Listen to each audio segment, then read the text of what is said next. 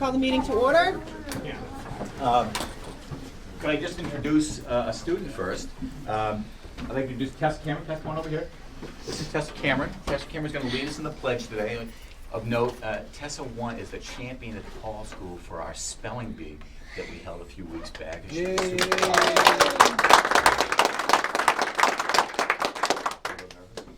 Kinda. You do a great job. Pledge allegiance to the flag of the United States of America and to the republic for which it stands, one nation, under God, indivisible, with liberty and justice for all.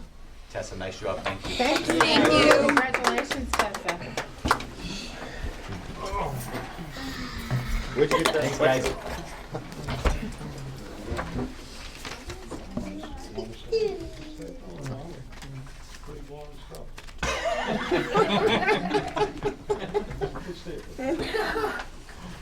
Now I want to make a motion to go into non-public pursuant to RSA 91-A semicolon 3(2)(c).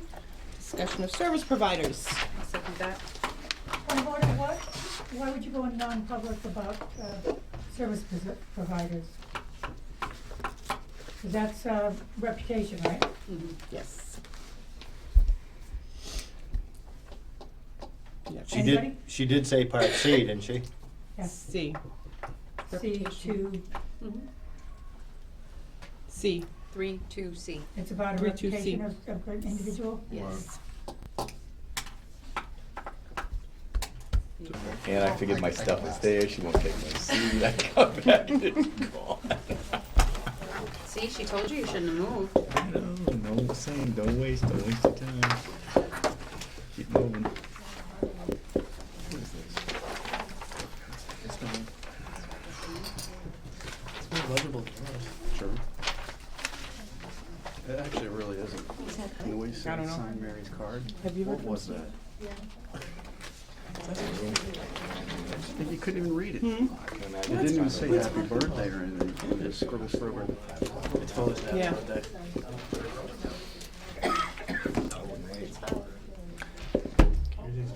But I wouldn't take my advice. I wouldn't either. It's the toss-up. Where did Mr. Cook? Oh, okay. It's right there. Where did Mr. Cook go? He's hard to keep track of. Call the meeting to order. All stand for the pledge. Can't pledge allegiance. I pledge Allegiance to the flag of the United States of America and to the republic for which it stands, one nation, under God, indivisible, with liberty and justice for all. Let me stand here and says it. I know. He screams it. Indy loud and proud, yeah.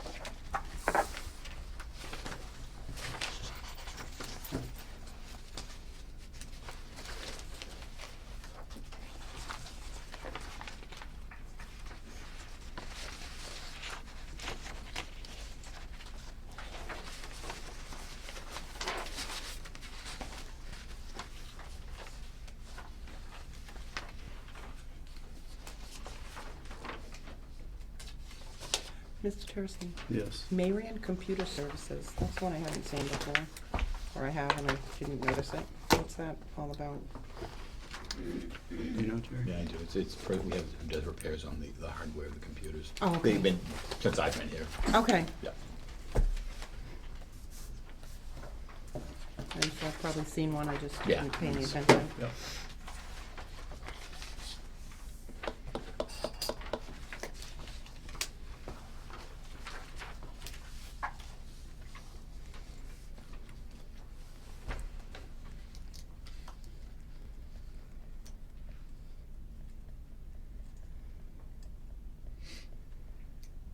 Why was one of our buses in Laconia McDonald's broken down on the 17th of February?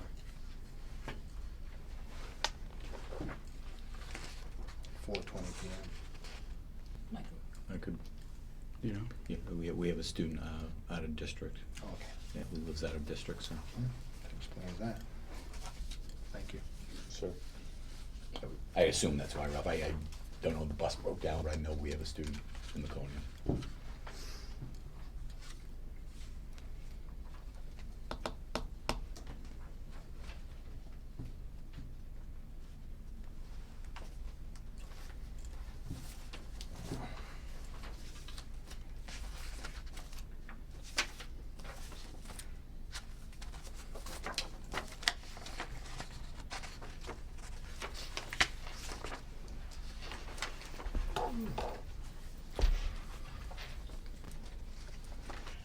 How to clear the roof twice?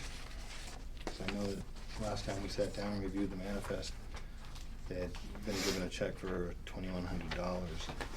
If I remember the contract correctly, it's $2,000 when they're called in to clear certain sections of the roof off. There's Correct. another invoice underneath that one, Rob. They did, they cleared it twice. They cleared it twice. Mm-hmm. Really? You know that for a fact? Mm-hmm. I believe I saw an invoice that has two 2,000 installments. Well, if the contract says 2,000, why are we paying them 2,100 for certain areas? That's 2 times. This one time, this comes in again for $48.50. I know they didn't clear the roof 3 times. I know they did not clear those 2 sections of the roof 3 times. We can find that out, break down the invoice for it. I don't believe they cleared it twice myself, only by what I witnessed, but what I witnessed with my own 2 eyes doesn't always count. And I believe the contract for those 2 sections was $2,000, not $2,100. Mr. Adams? The 2,100 would have been 1/4 of doing the work on the grounds, the snow blowing and shoveling. Okay. But it says, in the breakdown, it says Right. roof, it's specific. Remove sections A and F. Oh, okay.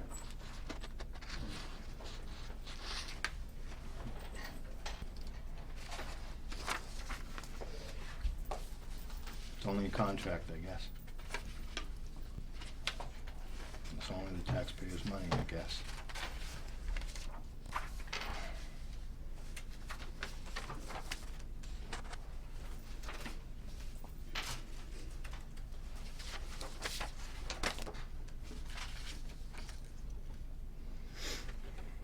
Is there a chance we can see that we can all review that contract again in the near future? Like a copy of it? Maybe at the next meeting. I think I already have a copy, but I can't say that I could put my hands on it right away. I might have one right here. It'd be great if you did.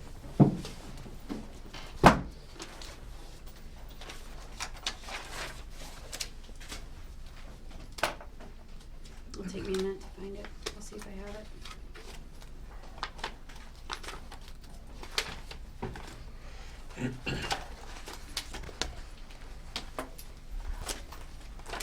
If not, we'll get you a copy, Ralph.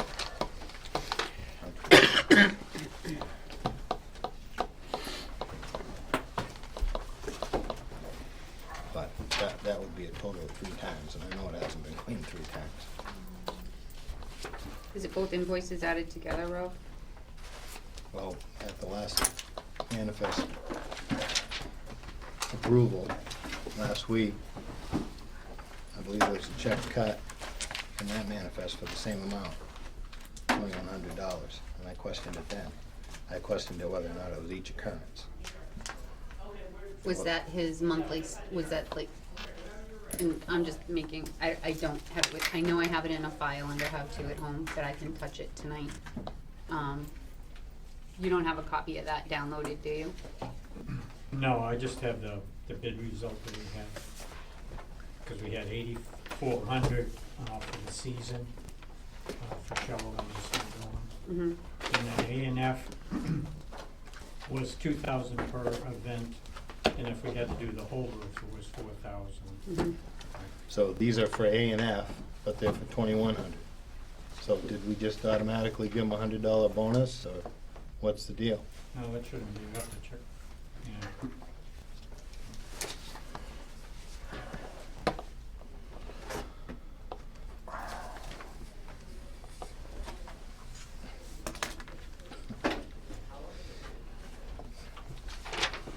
So a way that it can be caught before it comes to the board, so the board members don't need to round up about it.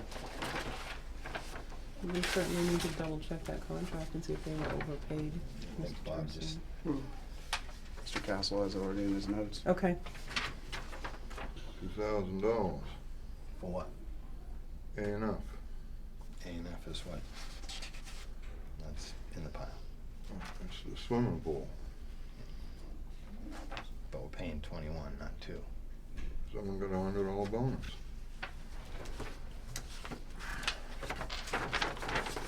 The cost of doing business, Mr. Fogg.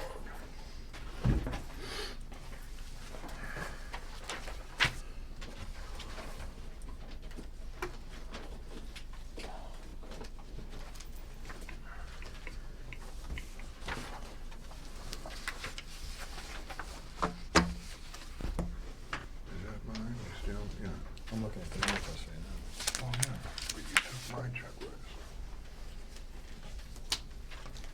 Does it have your name on it? Yep.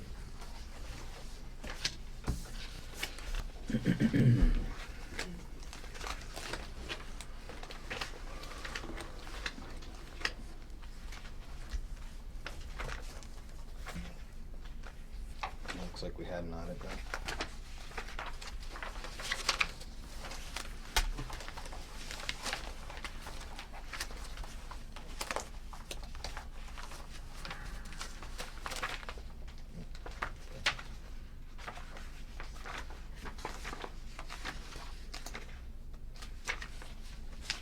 Results of the audit were pretty good. Yeah, they're writing up the report and give it to the board once we have it. Just mailed it today.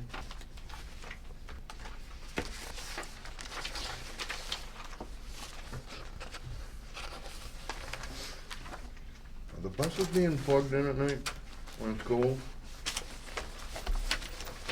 I believe so, and we've had a couple mornings where they haven't started those If they're plugged- substantially cold mornings. We've had to have early, 2-hour delays because of it. They weren't starting. How come? Are they working? They're plugging in. If they're plugging in and the So- block heat is working, because they should start if they're plugged in. Glow plug. It's a glow plug, yeah, maybe not working.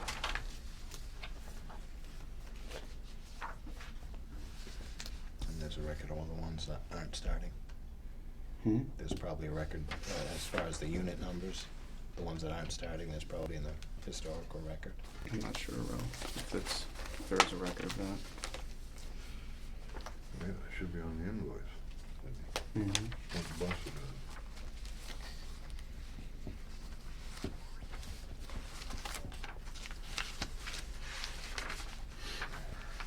They're coming through DePrezios. Is that what it's on, just DePrezios? Or-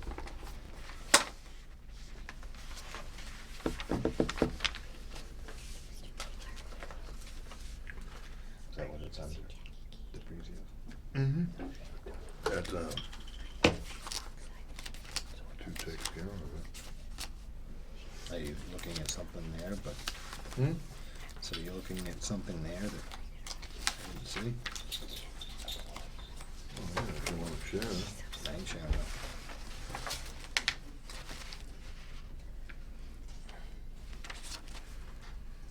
I didn't see anything for, Debbie's.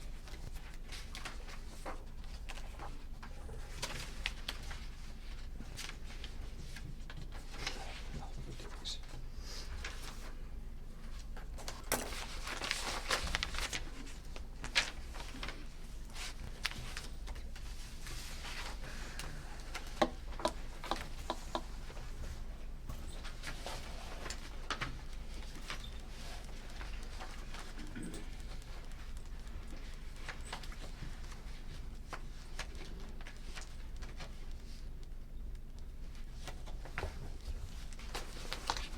signatures you need.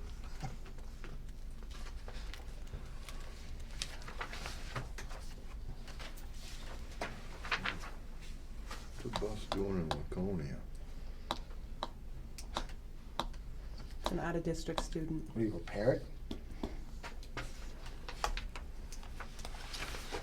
I already asked. It could have been out of district.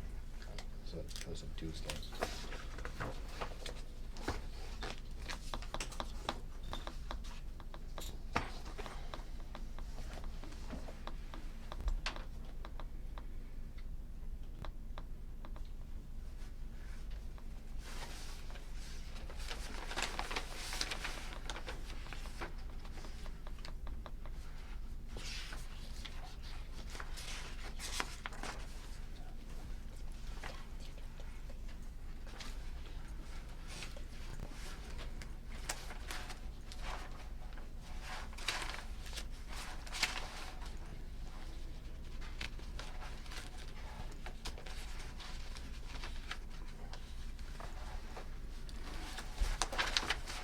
I guess we don't need a vote. No motion to approve or anything. You get these 3 signatures already.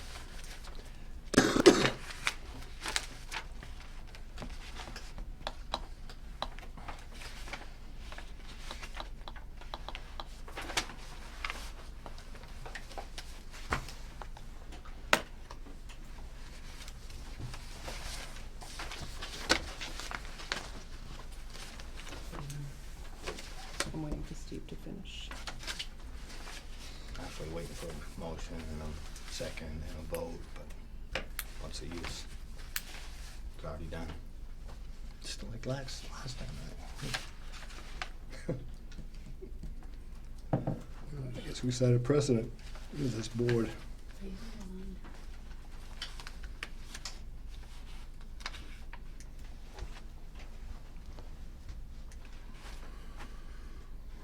Where's the invoice for the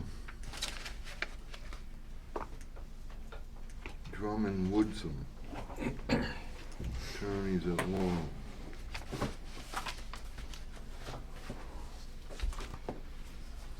Where's the invoice? No, it's not him. It's not on the check register. Yes, it is.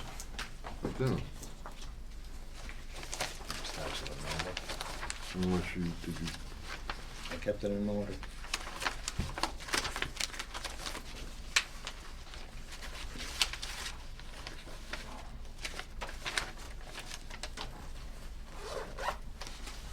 If it's not in there, I'm not sure. What date's your check register?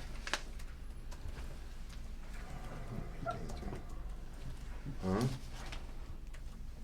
sure we're looking at the same check register. 6/5. Anybody know what that's for? Could be a conference. Drummond and Woodson have been offering conferences, particularly around physical restraint and so forth. Oh, I saw that on schoollaw.com. Oh, is that, It's a webinar. oh, is that what, is that the What's the same cost of thing? that? What was the cost, Steve? $139. Yeah, that was the webinar on physical restraint. Okay. Oh, there, okay.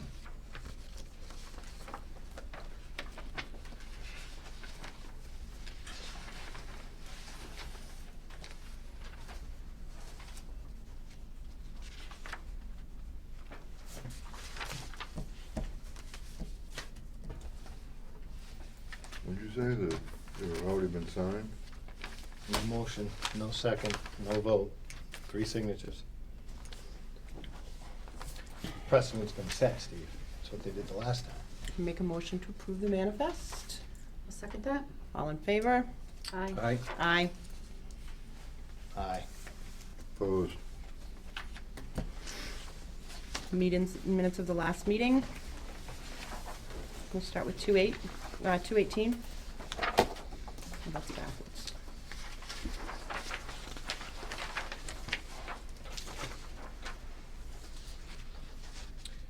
Is it accurate that a motion was made by Bob Willett to exit the non-public session and Norma Joyce seconded the motion? And is it accurate that a motion was made by Bob Willett to adjourn tonight's meeting at 5:33, and Norma Joyce seconded it. Mm-hmm. It was done very quickly. I must have missed it, and I believe I asked you after the meeting how that happened, what the vote was, and you said there was no vote. No, there wasn't a vote. There was a motion and a second, no vote. So it's accurate. Yes, Is it's that the accurate. consensus?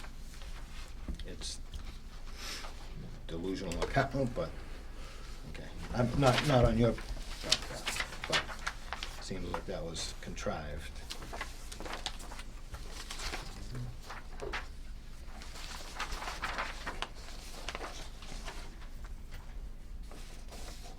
Everyone all set? Can I get a motion to approve the meeting, the minutes of 2:18?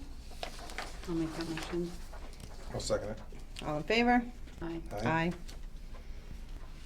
Want to do the non-public of You're 2:18? gonna call it Oh. against, I'm sorry. Go ahead. against? Okay. Opposed?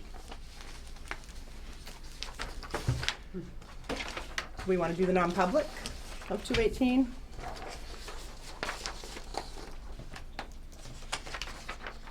I would say that under these points, discussion of service providers,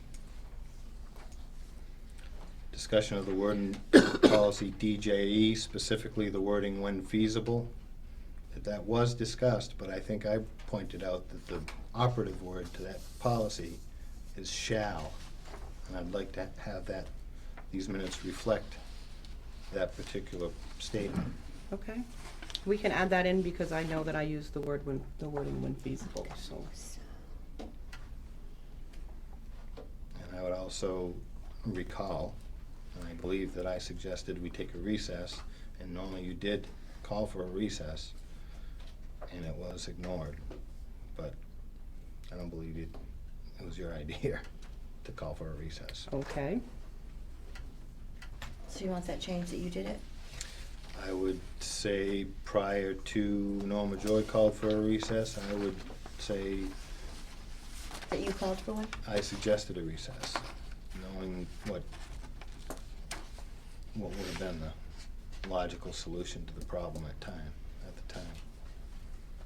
Is that your assumption? That that's your opinion, that that would have been?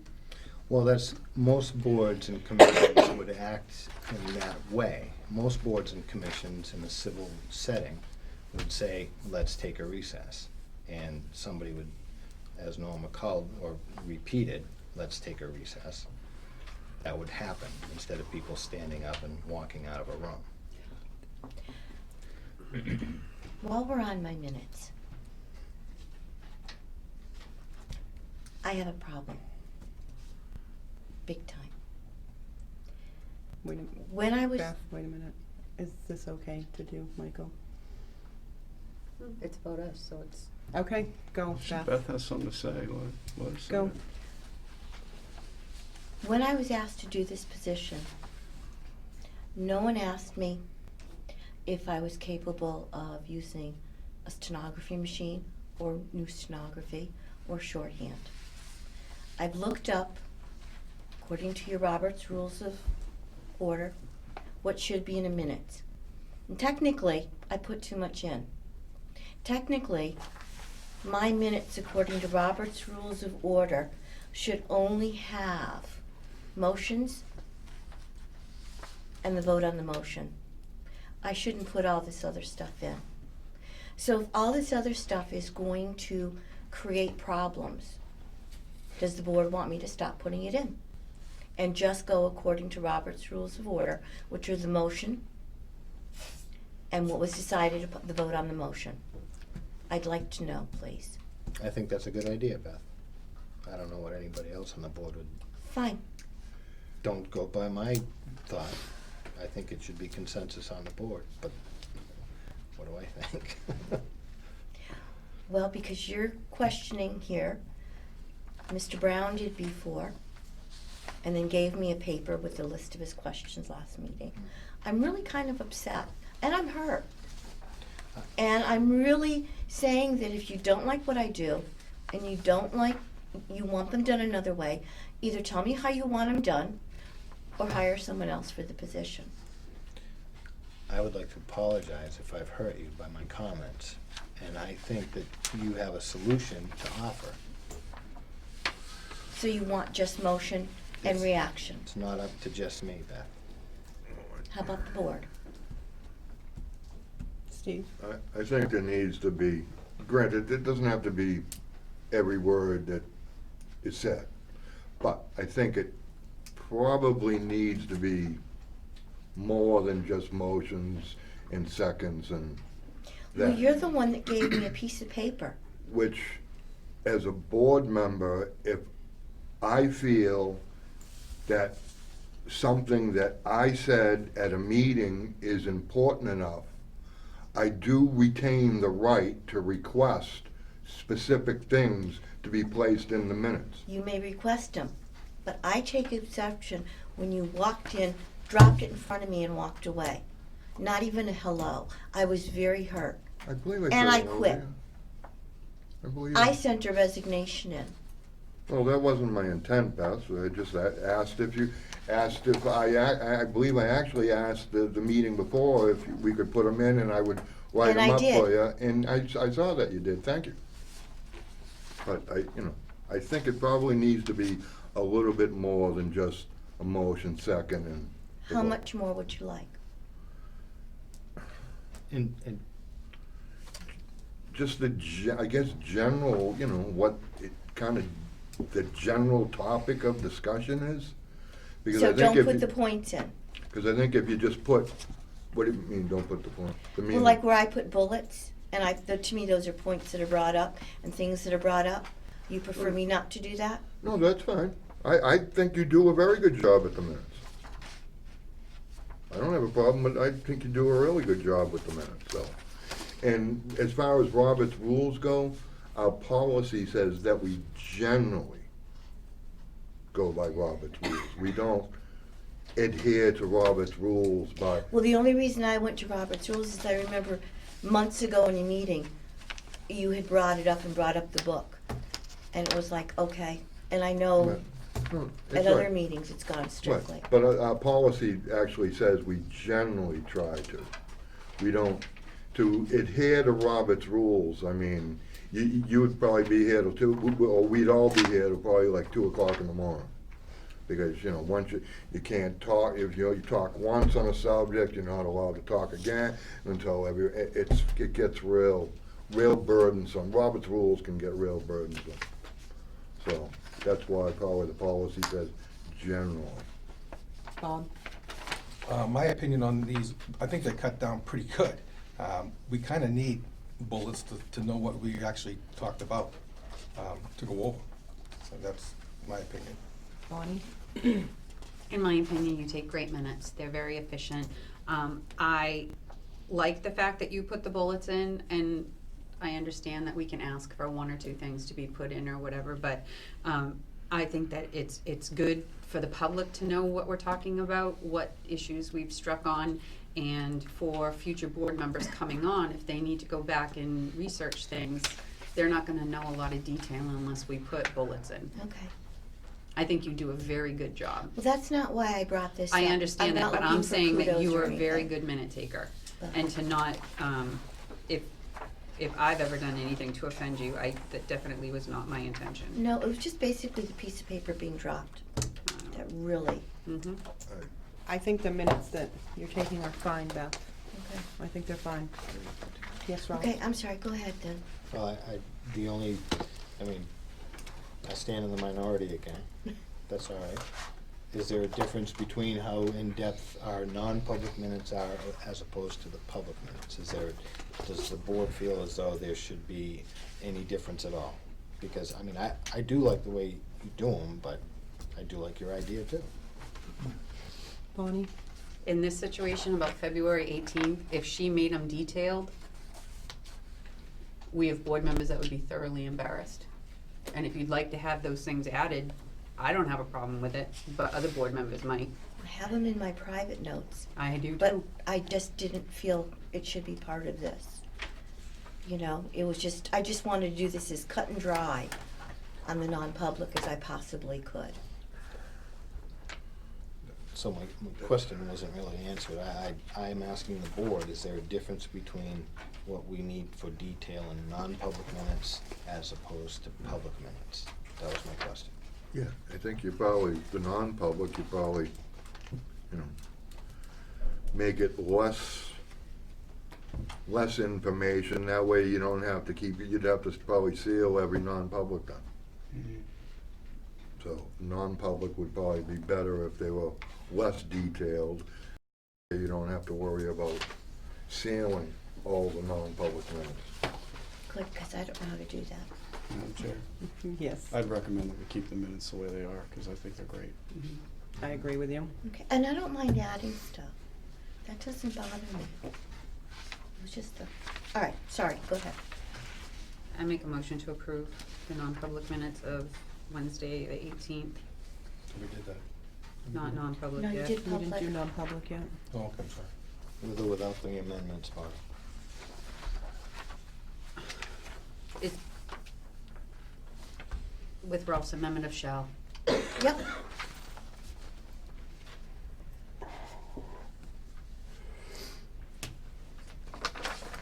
I second that.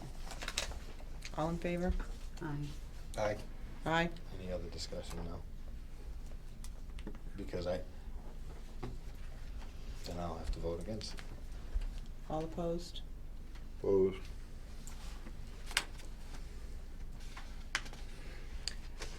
Minutes of 2/4/15. I'll make a motion to approve the public and non-public minutes of Wednesday, February 4th.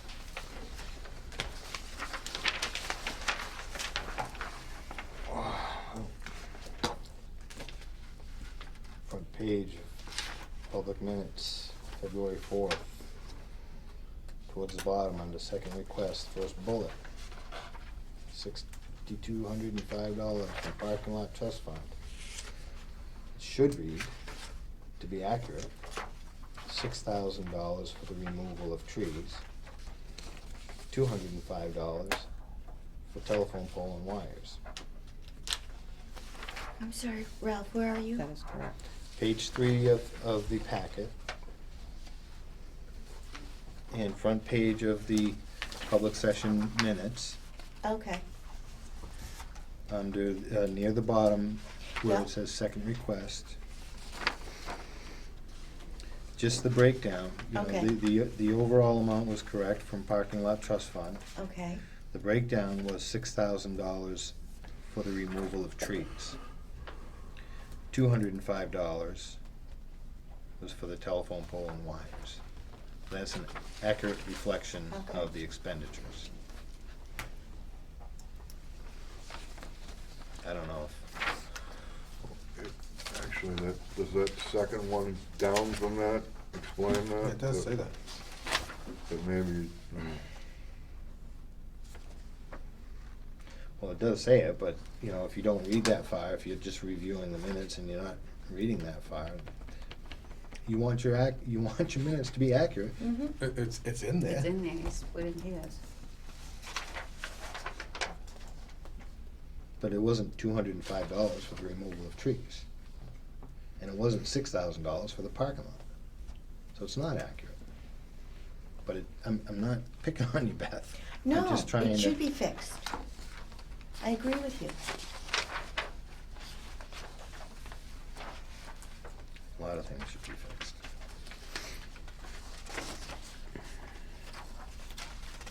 But not necessarily in the minutes.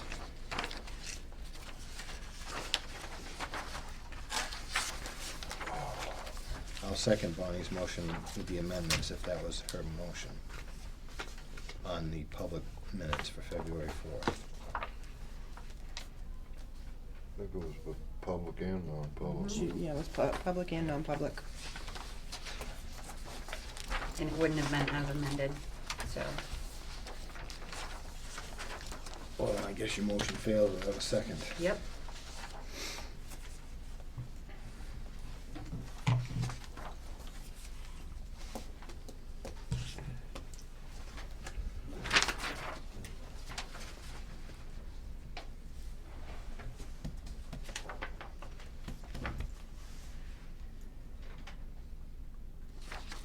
a motion to approve the February 4th minutes as amended in the public session.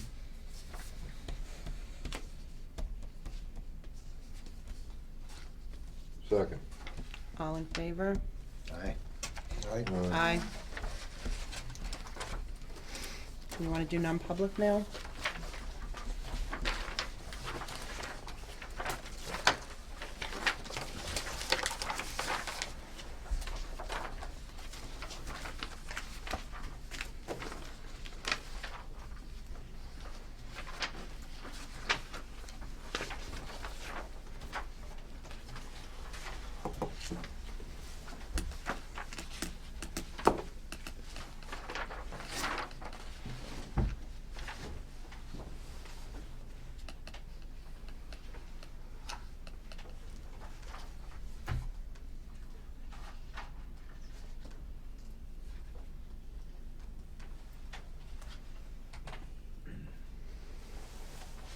Reading the non-public minutes of February 4th.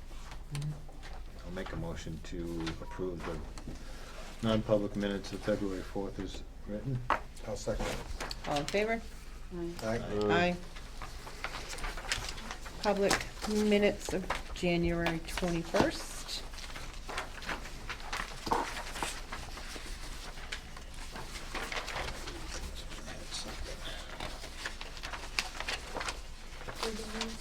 Only pending the insertion of Mr. Brown's comments, that's why they were put on hold. So Yes. He should confirm that his information is in there. Yeah. So we're good on these ones? I do have a question on it, but thank you for putting that in for me, Beth. Not a problem. I did on page 18, when the SWIFT people were here, they said that Mr. Tercey was recognized by the state in the National Center. I was wondering if anything that Mr. Tercey would like to share with the board? I'd be happy to.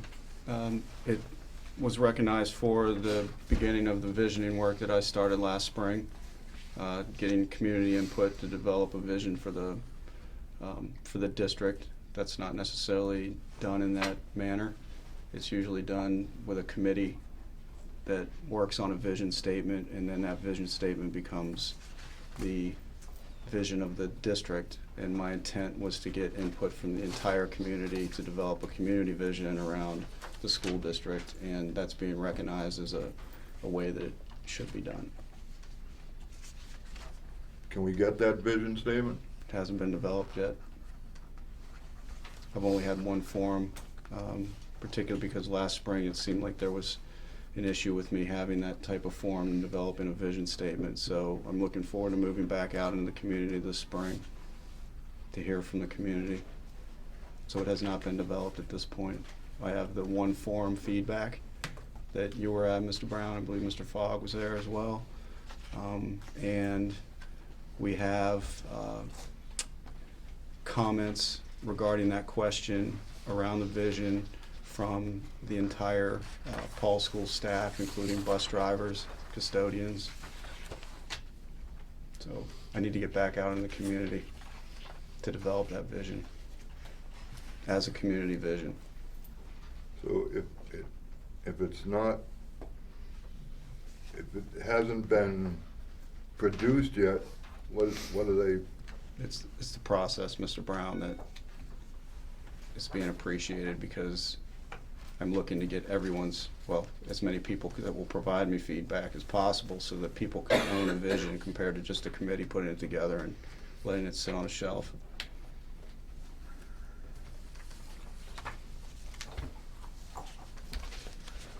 I'll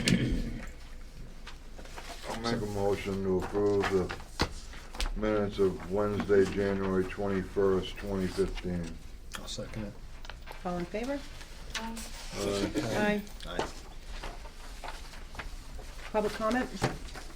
Priscilla? Has the board developed a vision statement? That's one of the duties according to the school board, New Hampshire School Board Association. That's one of your duties, is to develop a vision. Along with strategic goals.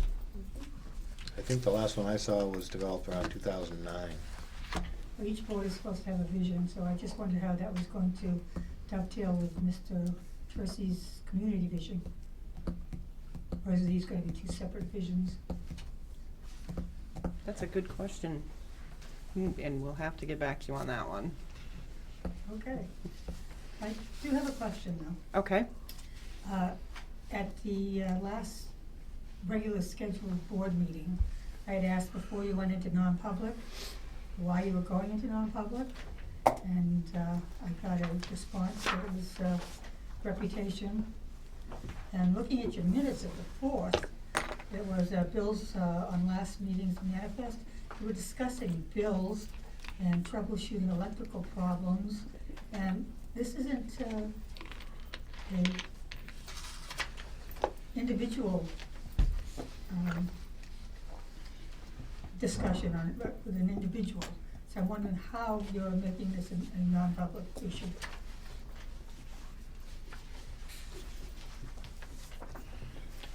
Well, I read the RSA surrounding that, and it is not individual. It's, that RSA pertains to a person, not service providers. So, go ahead. How do we know when we go into non-public what it's actually for, other than reading the number with the C after it, what it's actually for? We can actually- go into non-public and be completely different. Right, I mean, I printed out a list of the RSAs and what they pertain to, so that we have something to reference when this happens, because that RSA does pertain to a person's reputation, not a service provider. Go ahead. The only question I have is if that company is a sole proprietor. Still, It's a company, not it's- an individual. Okay. And clearly, the RSA, 91A says individual. Yep. Reputation of an individual, so you should have never gone into non-public, and you say, what happens if you go into non-public and you find that you shouldn't be there? Then maybe a superintendent should say, this isn't appropriate for non-public, it has to be brought into public. I mean, anybody that knows the 91A clearly knows that. Because when transparency and trust are eroded, when you choose this, you choose to do something like this. You went into non-public and you had no business going into non-public. yes, Bob? But the C means that it's a business that we're talking about? And the C It's means. adversely affect the reputation of an reputation. individual. Right, and I believe that was the word that came up, That's that was what we would reputation of a Reputation. person, Right, right? right. You're talking about a business, not I have a business. You could talk about my business. You have to do it in public. But wanted to bash me, going bash into me. that meeting, how would any of us know that? Well, that's where Only the percentage Whoever comes called from. for it. Only the person that called for it knew what their plan, But you their- can get out as soon as you realize that this is not appropriate for non-public. Then I'm Mrs. saying the Colbath, we superintendent tried. should have said, no, this is not non-public, we have to bring this back in public. Mrs. Colbath, we tried, and you saw what the outcome was. Okay, That's a spin. thank you. Thank you. Mary? I would like to know, since the Smarter Balance tests are going to start this week, if there's any information going home to the parents about the tests at all, like the length of the tests, the days that they're gonna do it? Mr. Gregoire, did we send anything home? We aren't starting it this week. The window opens up for the entire state this week. We are not doing it this week. Before we start it, we will send a notice home. Okay, but you are gonna start this month, We will start next month, next month. yes. I'm sorry, can I still go?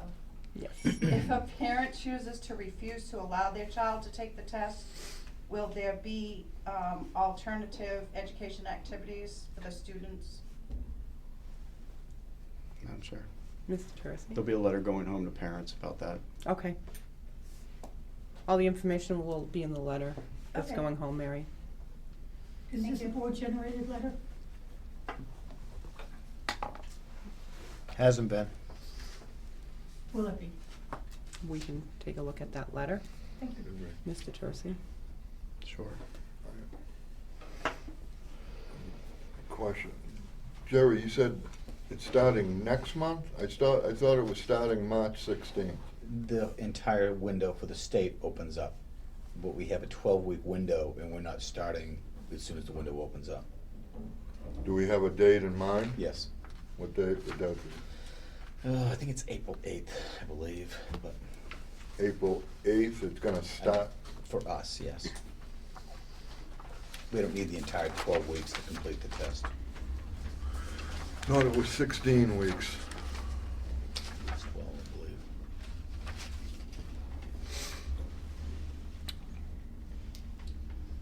Administration, financial reports. In your packet, you have the monthly expense report for February 2015.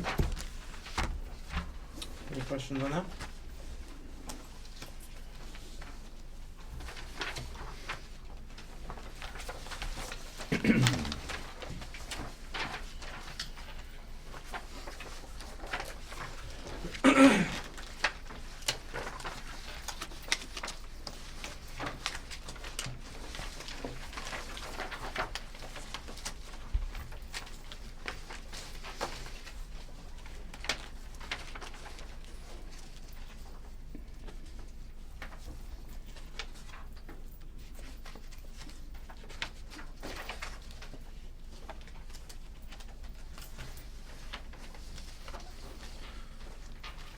I got a question about that. Anytime we see something in parentheses, that indicates that this particular line is over its appropriation amount. Is that correct? In the expense report, yes. And it could be corrected as the town makes installments to the school district, is that correct? Yes. So there's only a little need to worry, is that correct?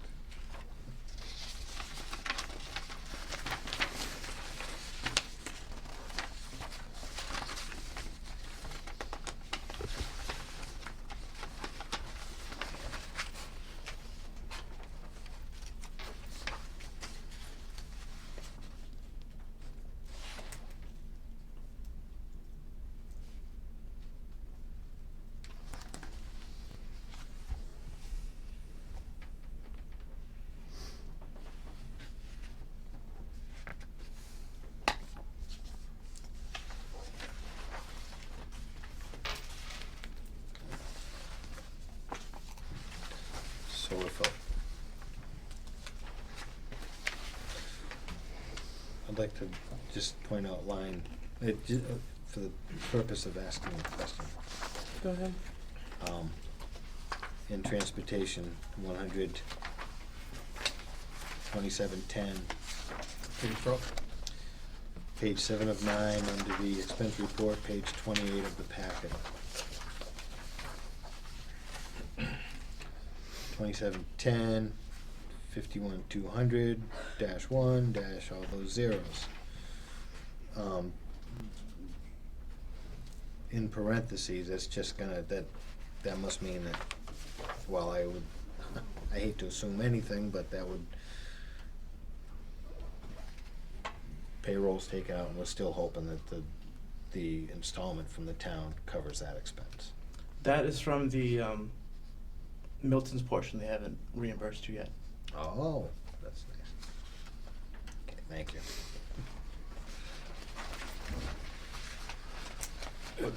But they are doing it different this year, they're encumbering all the funds at the beginning of the year. Yes. Mm-hmm. So it does make it confusing because you have all these, looks like everything's running short, but because it's that new system that they're using.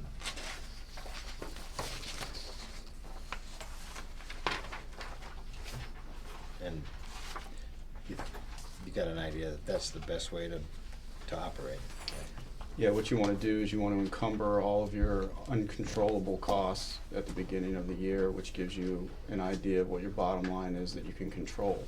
It's like salaries and benefits you can't control. So you encumber those monies so you're not seeing a variance on that amount remaining line after each pay period. And it gives you an idea as to what your actual bottom line that you can control throughout the year.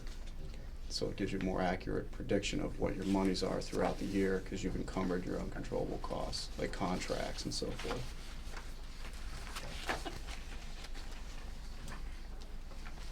Go ahead, Nathan. All right, the next report is the revenue report through February.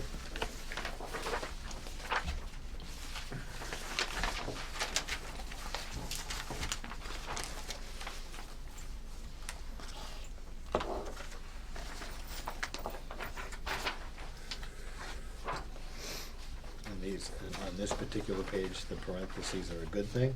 Yeah, it's in reverse because the revenues are credit balance. That's comforting. Is current appropriation, is that something new? That current, very first line, current appropriation? That's the taxes we get from, that's our drawdown from the town. Our portion of the taxes. we Is get. that new? No. It's new in the budget itself. It was never reported before in this revenues Right, report. that's, I didn't reckon. So it's new on the revenue? On the revenue report it is, yes.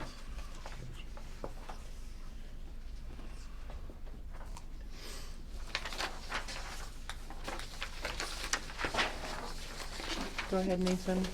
Okay, the next report is the monthly grant overview report for February.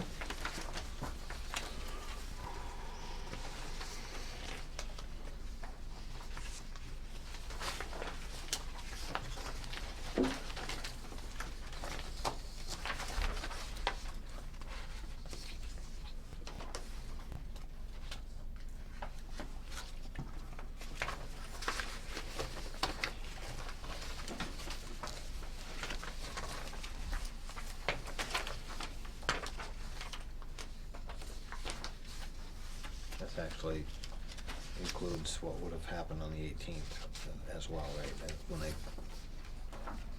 some of this information is more than just a couple of weeks old, right? I'm not sure what you're Well, saying. I'm looking at two sheets on the cash reconciliation. Oh, the reconciliation? Yeah. It's from the, we're caught up finally from 2 months, yeah.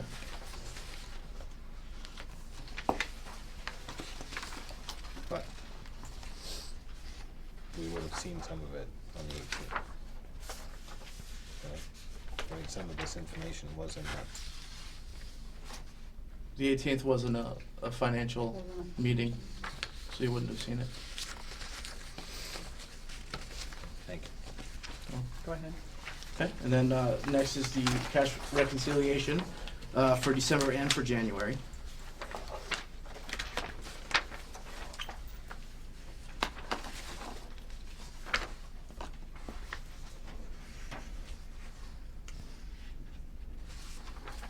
And then after that, we have the treasurer's report for December and January.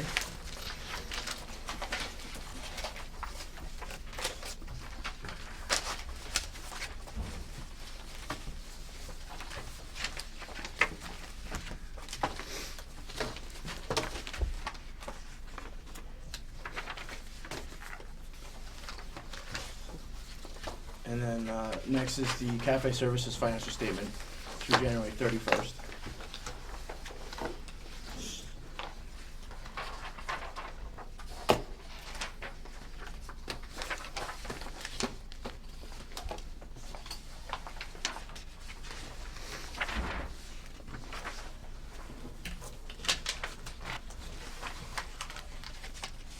And then we have the updated negative balances for Wakefield. That was as of 2/25.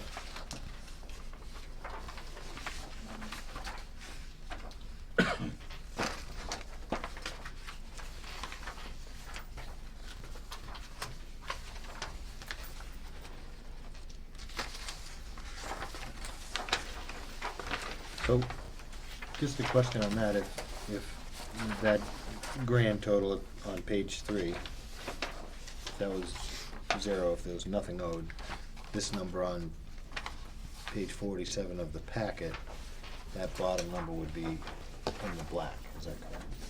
Mhm. Two different things. Net profit and loss is different than collections?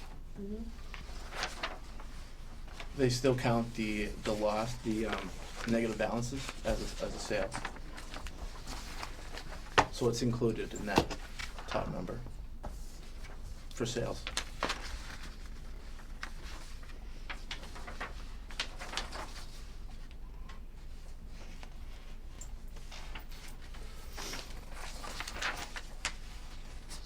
Net profit and loss doesn't mean all accounts accounted for.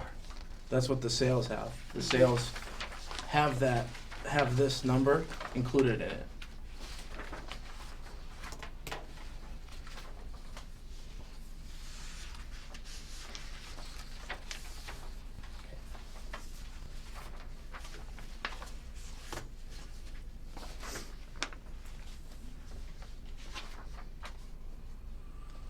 This number here, Ralph. Total sales. How that works, Ralph, if you want a brief explanation, is how we got it explained to us is that they make the food and prepare the food, and they charge us for preparing the food, and then it's our responsibility to collect the money. So on their invoice, it's gonna show as a meal prepared, and then it's our responsibility as a district to collect the monies. Okay. So it's considered a sale. It's considered a sale.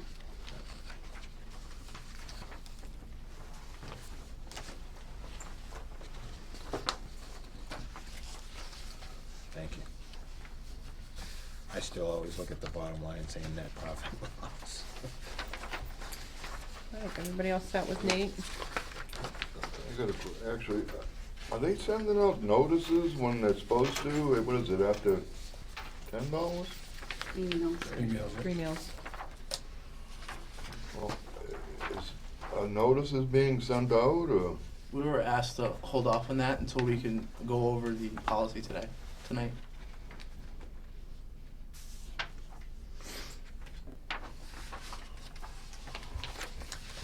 Thank you, Nathan.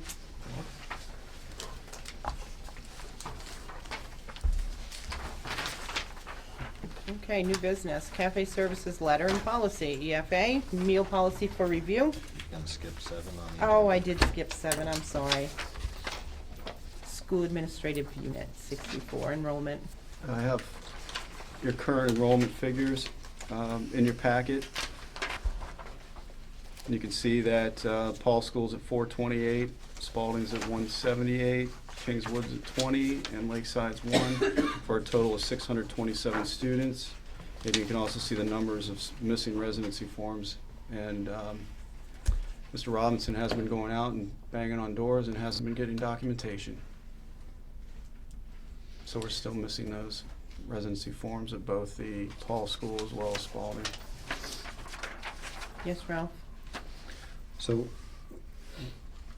if Mr. Robinson knows where the child lives, isn't his word to the school district a confirmation that he's knocking on the door, the house is in Wakefield, and he knows the kid's in there? They might be hiding behind the shower curtain, but he knows that kid's in there. Isn't that a reliable source of information or a residency statement by the truant officer? Isn't that an acceptable means of confirmation of residency? Bonnie? I don't think that it's right to ask Mr. Robinson to put, he doesn't know about individual parenting plans, life situations, and I don't think it's right for him to have to put his reputation at stake to fill out the residency forms for the parents in the district. I think it's fine that he tells them and hands delivered and hand them or has them sign them while he's there, but I don't think it's his responsibility to put his mark on something that could come back on him without knowing the specific details of every family that doors he knocks on. Steve? And that would just be telling all the rest of the parents that just don't bother filling it out to begin with, because just gonna send the, we'll just wait till they send out the truant officer and he'll vouch for me, so. Bob? Where does this stand as far as to date, as far as last year at this time? You know? We didn't have this number out last year. We're pretty close last year, right? At this Having them time all in. last year, we had them all in. And I'm not sure, Bob, what the difference is. Same process. Ralph? Are any of these, do you know if any of these students out of the 30 or the 40 that turned them in last year that are, you know, still in the same school and most likely still in the same house? I mean, are they the same, some of the same kids that confirmed their residency last year? Bonnie? I understand your point of view, but we're a tuition-paying district, and even if 2 or 3 of the children moved out, it makes a difference. I'm curious to know if it's time for you to call a parent meeting and ask the parents to come in, or for you to call a parent meeting and say, you need to make an appointment to see me at the SAU. But I can't require them to come to the meeting or But for you them can to tell- make you an can- appointment with me. You can ask them for a meeting and tell them why, and maybe they just don't understand that we're a tuition-paying district, and we understand that you might live here, but if you could take 2 minutes and fill this form out and put it back in this envelope, we won't bug you. I really and truly, it's, if you can take 30 Only seconds, chuckling because 30 seconds out of your life to fill this out, it means that we're gonna pay your child's tuition. If not, we don't have proof that your child lives in town, and it's difficult for us to pay that bill not having confirmation, because life circumstances change. And, I mean, we know that from in years past. I mean, are we at the point that we need to call and say, we need to meet with you and this is why? I'm sorry. Go ahead. Is there anything include, like, you know, sort of explaining the fact that, I mean, it's, from this number, it looks like it's probably less than $2 million, but the fact that it's $2 million of everyone's tax dollars. So it's important that we get these because it has an impact on not, but their tax bill and everyone else's tax bill also. Is that ever? And the 2 letters that we've sent, and one of them included the policy stating the requirement as well. You know, it's difficult to get people to put their time into providing the information if they are not willing to do that, So- regardless of whether they've been residents for years. And the question is, where's the teeth? If they're at Spalding, hold their schedule. Hold that child's schedule. The child cannot, and have it with Rochester. You have to do something substantial, because it's sad to think that we have 40 high school kids that can't get paperwork to mom and dad. Some of them are probably 18 and old enough to fill it out themselves.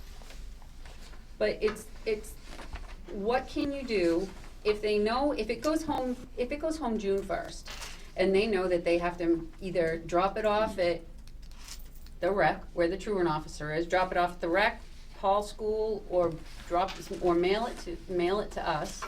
We have to be able to have some communication with Rochester School District so that they understand how imperative it is. They get all of their paperwork back, and if the school nurse doesn't get her paperwork back in the first day, in the first few days, you've like 3 to 5 days, your child can't go to school until the paperwork's done. That, we should be having communications with Rochester School District that this is part of their policies. Or we're asking them this, hold these childs, don't give them their schedules or something. I mean, it's 30 seconds. And I understand that all families have a copier. I understand that. But there has to be a way that you can say, scan it. Most kids have a phone, take a picture of it, send it in, bring it in. And I can't be I hope I'm not the only board member that's kind of frustrated that we still have these many out. You're not.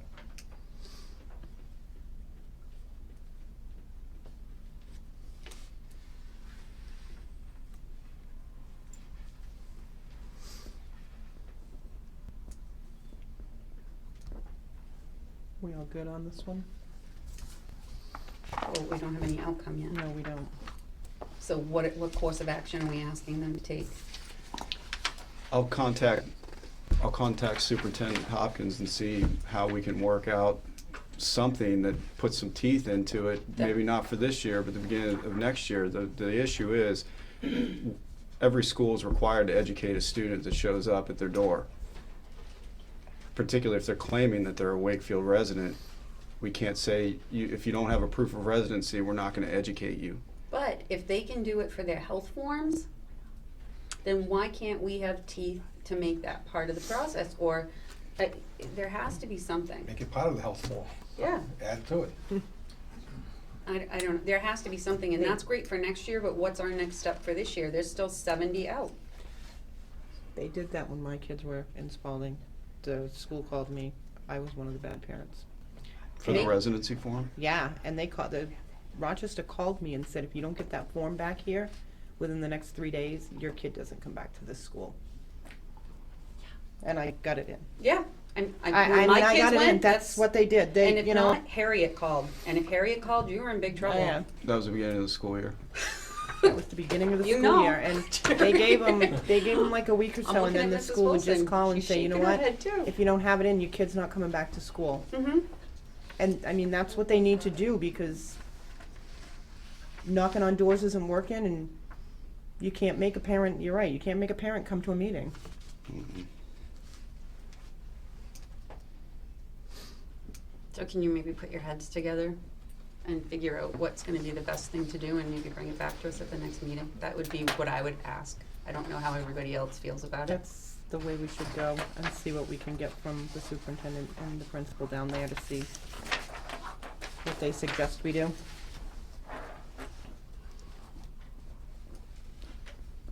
Anything else, guys? I look at repetitiveness, historical documents and stuff. If your child is in first grade, second grade, same address, third grade, same address, forgets the residency form in fourth grade, but fifth grade comes back with the same address. It's just one of the roles of being a parent. We all know we get that first day of school homework. The kids don't get homework, but we have 75 pages if you've got 3 kids. And you sit there and you do it. Right. Not all of us have perfect parenting skills.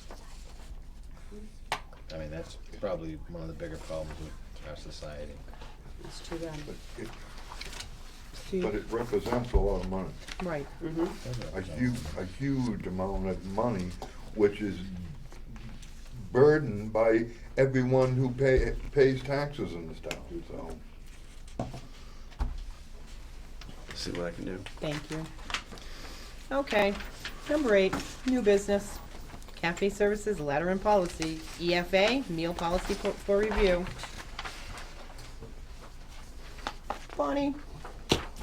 I saw this beautiful letter, and then I had someone call me and ask if their child was getting milk, because it states right in here that snack milk and lunch milk are not included as part of the free or reduced meal program, and are charged to the student's account at a full price of 65 cents.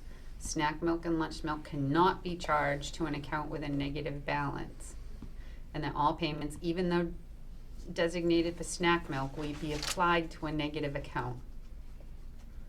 We have to change the wording on this, because if they get free lunch, they should get milk. How about the spelling of the word What they're those? talking about there is à la carte milk, not, Yep. it's not milk with a lunch, it's the à la carte milk. But the problem is that say mom and dad can't afford school lunch and the child has a negative balance, little Susie can go up and say, I want a milk, But this letter says that that money's gonna be taken from her and added to a negative balance, and Susie's not gonna get her milk, is what this letter says.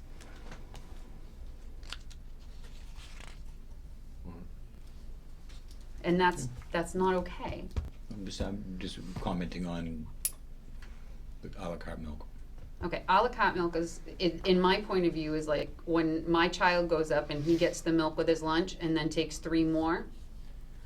That's what a la carte milk is that À la right? carte is when you get a milk in addition to your current lunch, so you get a milk with your lunch. Mm-hmm. You get an additional milk, or you receive you take cold lunch, and you go out and buy milk. Okay. That would be considered à la carte. Yeah. Go ahead. We can look to amend this and say snack milk and/or a la carte milk, because you should strike lunch milk, because that's where people get confused, that Yeah. you're getting, your milk at lunch, 'Cause so and- we just amend that to snack milk and/or a la carte milk is not part of the free and reduced. Does that make sense?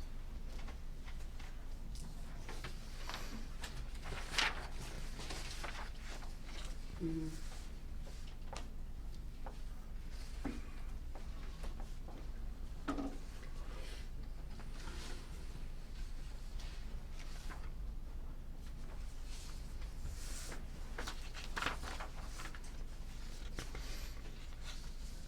So you're striking that in 2 different spots, because near the last sentence, it says basically the same thing over again. It's halfway through that second to last paragraph, and then it's near the end of that.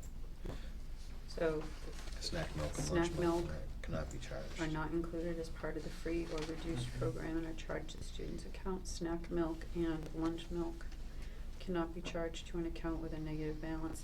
So what happens if mommy sends Susie in again with money for snack milk for the week, even though they know that they're overdue? Does that mean that that child can't buy snack milk? As we have it established right now, that money would be applied to the negative balance. How do you do that to a little kid? And they might be the ones that need the milk the most, you know? And that sits bad with me. I don't know about anybody else. It just sits bad with me. I don't agree with it.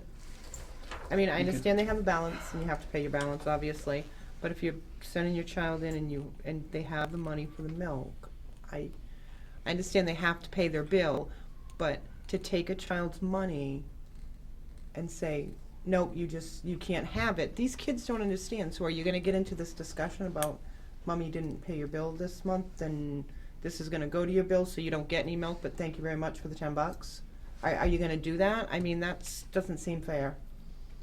Go. I agree. I mean, the early grades, they shouldn't be denied a milk if they have a negative balance. However, when you get up into the middle schools, such as a 7th or an 8th grader, They're not even offered snack milk. Right. but it'd be considered an a la carte milk. Let's say that they purchase lunch and then they want to get another milk. That's an a la carte milk. So if they got 2 milks. Well, it says that, is there a way that we can take snack milk and lunch milk out and put a la carte items in there then? Or snack milk are not included as part of the free and reduced meal program? I think that's very important that parents understand that. But snack milk and lunch milk cannot be charged. Could we make it say a la carte items such as additional milks cannot be charged with a negative balance? Or I don't know how to word that correctly, but I just don't want to take snack milk or lunch milk away from kids.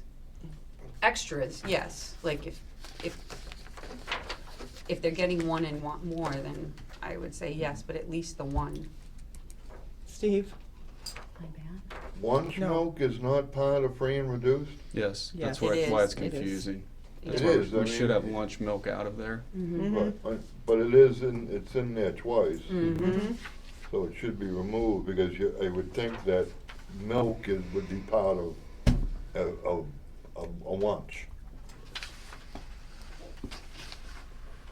Can we say snack milks are not included as part of the free or reduced meal program and are charged to the student's account at a full price of 65 cents? A la carte milk cannot be charged to an account with a negative balance. All payments, even though designated for à la carte, or, designated will be applied, all payments will be applied to a negative balance. And take even though designated out. Does that sound right? Snack milks are not included as part of the free and reduced meal program and are charged to the student's account at the full price of 65 cents. À la carte milk cannot be charged to an account with a negative balance. All payments will be applied to a negative account. Are you talking about, are you putting à la carte and snack milk back in, it sounds like it's going back in the same,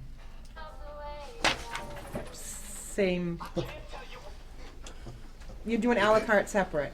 That's going to the negative balance, is that what you're saying? Mhm. But snack milk, if you have a small child and they have a negative balance, but they have $1 with them, I can't see Give someone 'em their pulling milk. that $1 away and not giving them milk. So, So yeah. do you have, what was your wording? Lonnie? I don't know if it's okay with everybody else, but, so Confusing. it would be snack milk are not included as part of the free or reduced meal program and are charged to the student's account at the full price of 65 cents. Strike snack milk and lunch milk and put à la carte milk cannot be charged to an account with a negative balance. All payments, and then strike even though designated for snack milk, and put all payments will be applied to a negative account. Steve? I think we better put an explanation on the bottom of this because, you know, snack milk, à la carte milk, lunch milk, it's all milk, it all comes from a cow.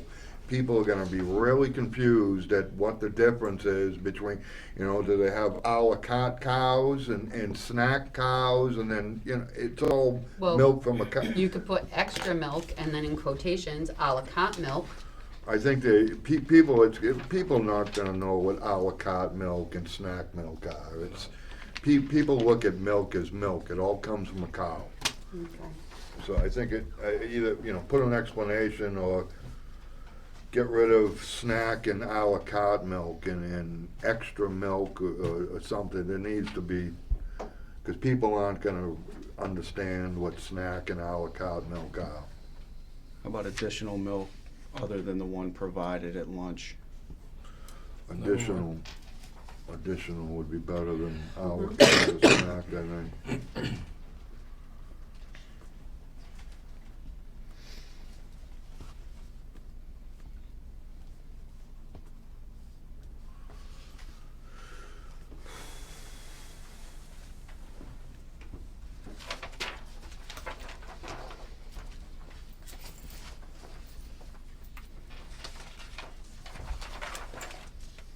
And scrap snack milk or à la carte milk.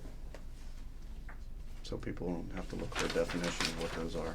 Yeah, they're not gonna understand what it is, and if they don't understand it, they're not gonna care, whatever.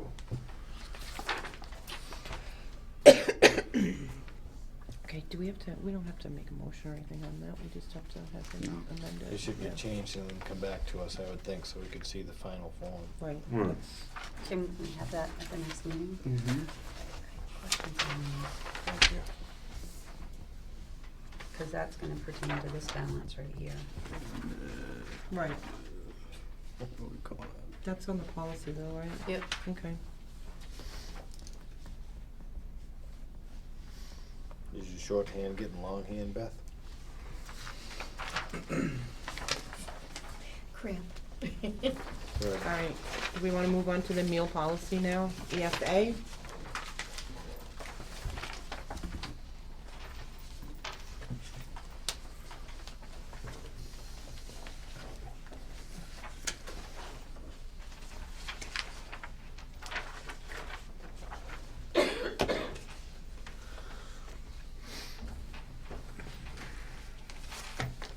So this is where if you look under, I'm sorry, Madam Chair. Go ahead. Under administration, that for the second second paragraph there, it uses the term à la carte items are not part of the USDA program. So if we're looking to have the policy coincide with the letter, Split the word extra or would you say additional items? Additional. Mhm.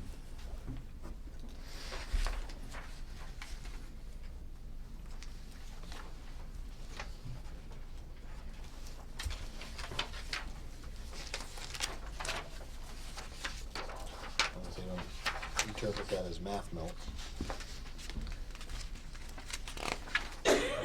What? And could we look at page 55? That's gonna coincide, I'm looking at balances owed with no response to parent and,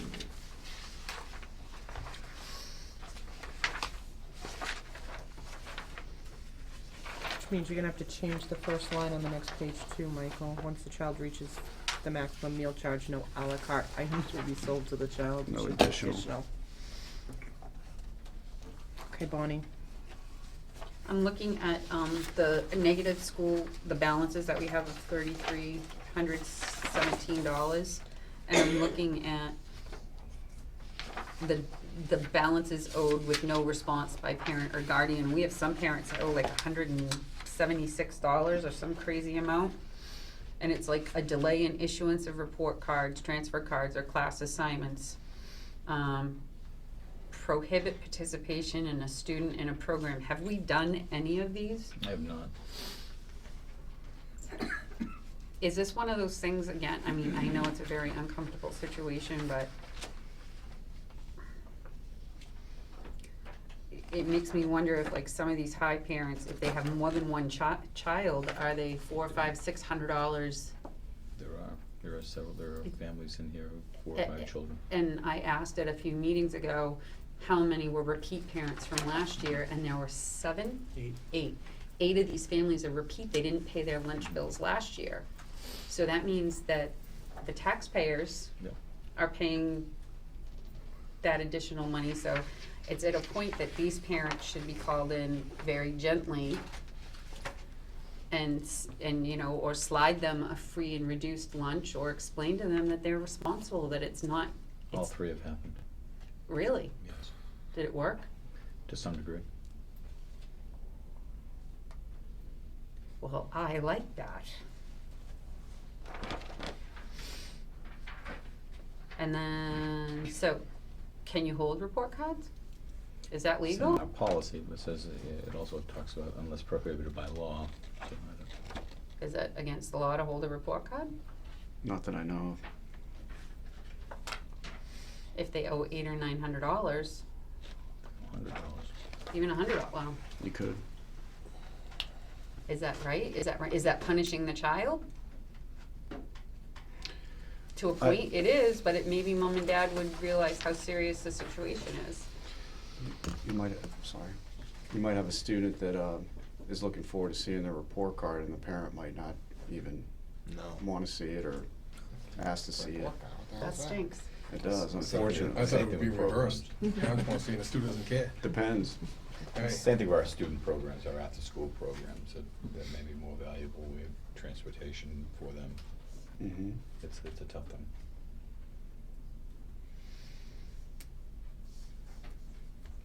So Yeah. as administration, how do you feel that this should be changed to correct the problem?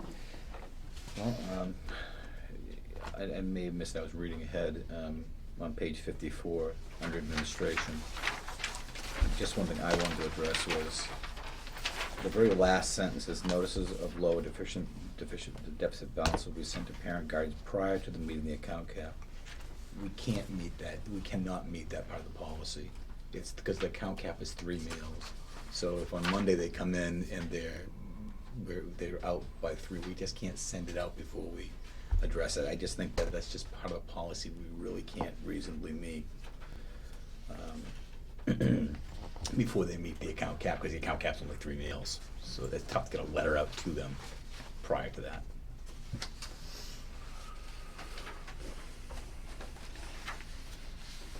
I would suggest that we, once they've met the account cap, we send a letter out. So go with two I would just say, sentences. just that once we meet the cap, once they meet the cap, we will send a letter out. So take the word prior out. Or we, you know, either at that point, send a letter. And I would suggest at that point, given the number of students that we have that are meeting that requirement, the cost to send out letters by mail, I think that first round of letters should go just home with the student. Otherwise, it's gonna get very, very expensive very quickly if we're sending out letters to every student who's met the cap. Ralph? How corny or silly is it to put a bucket by the register and say, help your buddy, you know, donations accepted to help offset expenses, or, you know, have these events to actually help offset some of these costs that can't be recovered by indigent parents? Is that something that is against the rules, or?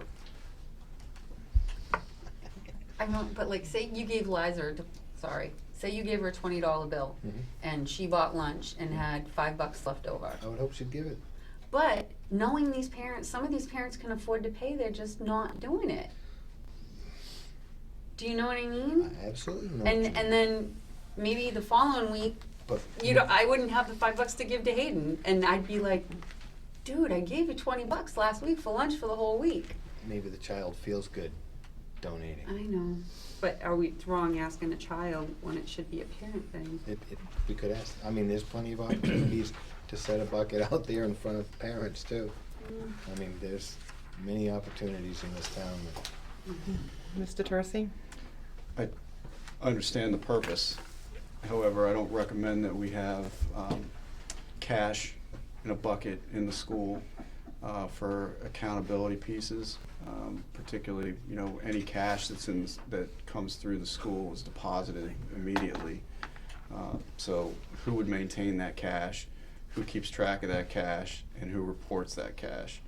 So I wouldn't recommend it, although I understand the thought behind it, but I wouldn't recommend doing it. Bob? And it would come off the bottom line, but everybody would still owe the money itself. You wouldn't have to know who to apply it to, basically. That would be a tough thing.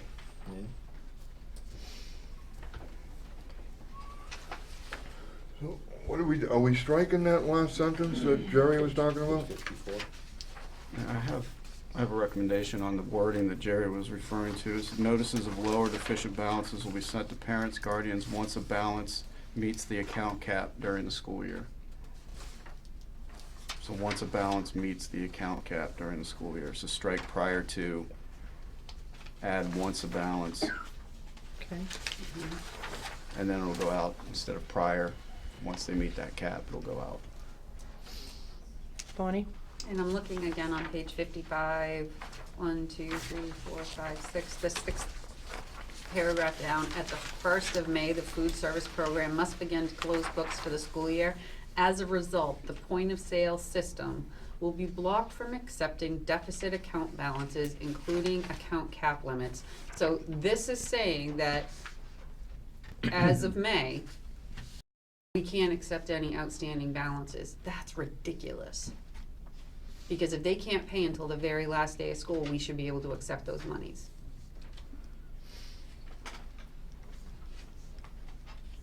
Yeah, why would that be in there? Why in goodness' creation would that be in there? And I know we set it up, we all voted on it, but I'm looking at it now and it just doesn't seem right. Right.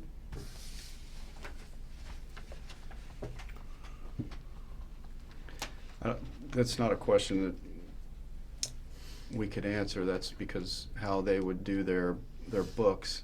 I think that's a question for Cafe Services as to why that would be in there.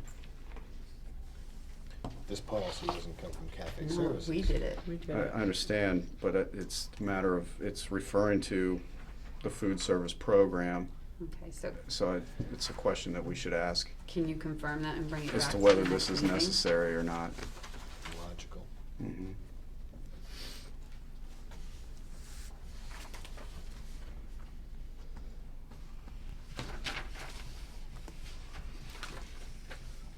Am I to understand that this is the first time a policy like this has been in place? Since August, there was no policy prior to August 8th of 2012 regarding this issue? Not as recorded.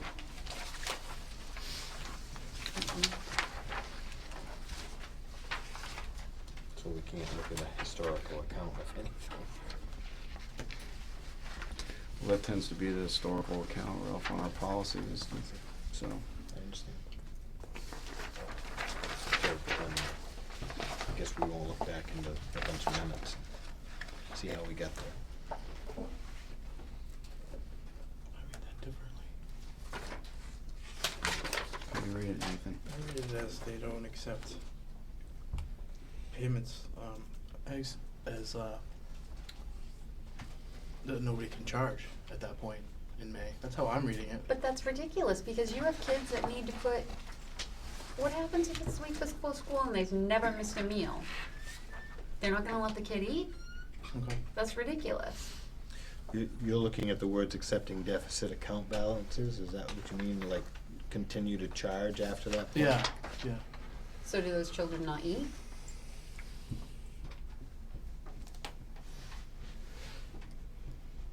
It's a good question. Nathan's gonna be busy asking questions this week. Steve? On the same section there, the second one, prohibit participation of the student in the program. What's the program? It'd be the food service program.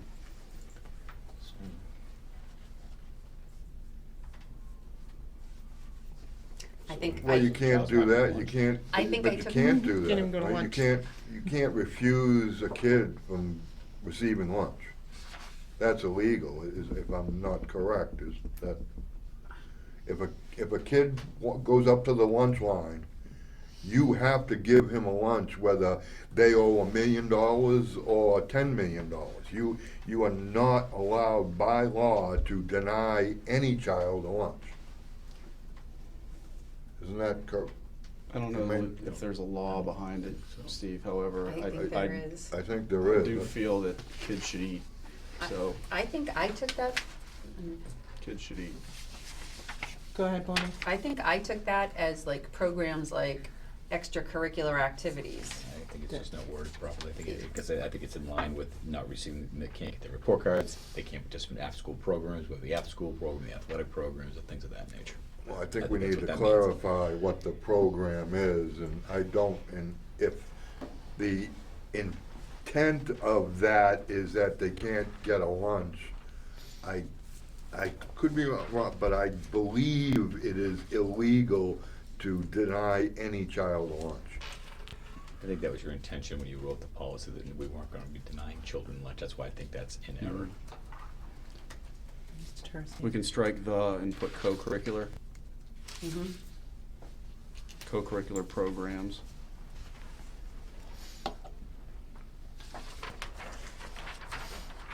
Because isn't that all part of the free and reduced? You're not allowed to deny a student? Absolutely, if they're part of that program. I don't understand, I don't know if there's a law behind if you're not part of that program, if they could be denied a meal. I would hope that there was some, But I think backbone to accepting that. of those funds, I think you have to give every child lunch if they Mhm. request one. Ralph? So if it was co-curricular programs, it could be after-school activities like sports or art or Spanish classes or something like that. Mhm. And you really want to prohibit that students from doing that.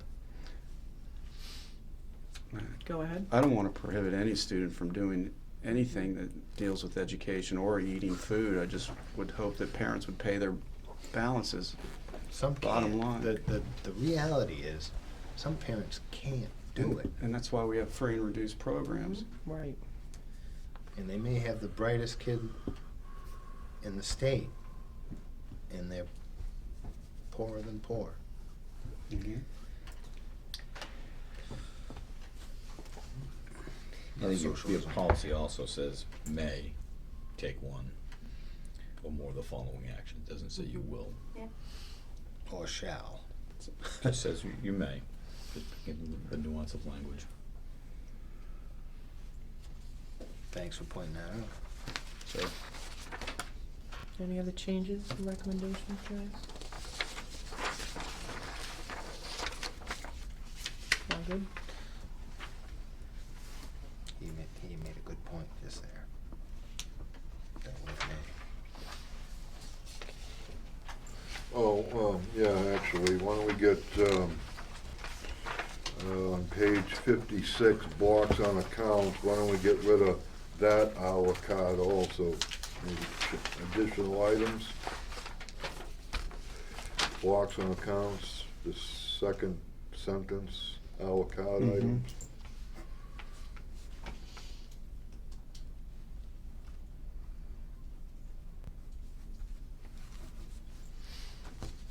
Maybe anywhere in this policy that says a la carte, that should be struck, if we haven't already seen it. And snack.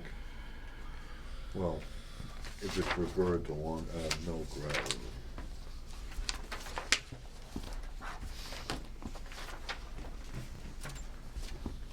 Okay.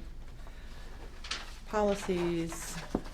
Policy DJE, bidding requirements for the first reading.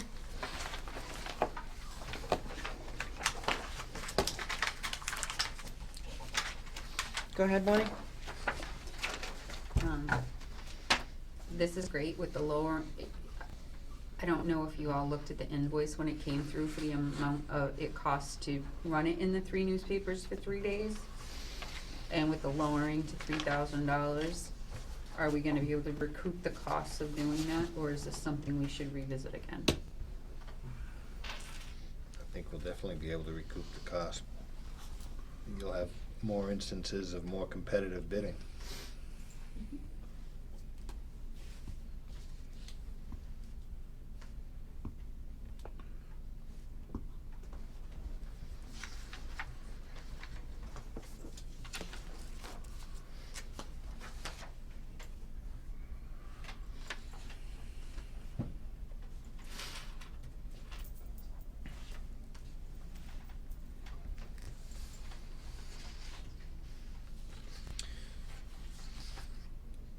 Prior to this being forwarded to a second reading, it's available for any member of the public to read it in its form after a first reading, so that they have an opportunity for input at the point of the second reading. Is that right? And this is somewhat semi-draft form halfway to the second reading. Mhm. So this is now currently in its form, open to public scrutiny and subject to public input at the second reading. Is that right? Mhm. Yes. Good. Well, with that in mind, I'd like to make a motion to forward this to the opportunity for a second reading. I'll As- second it. As written. All in favor? Aye. Aye. Aye. Aye.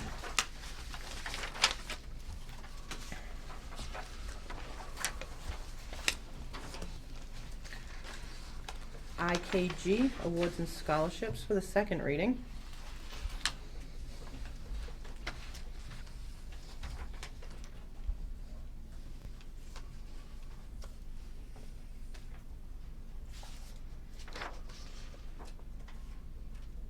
Do you know if the public's had an opportunity to read this particular policy as it's currently written?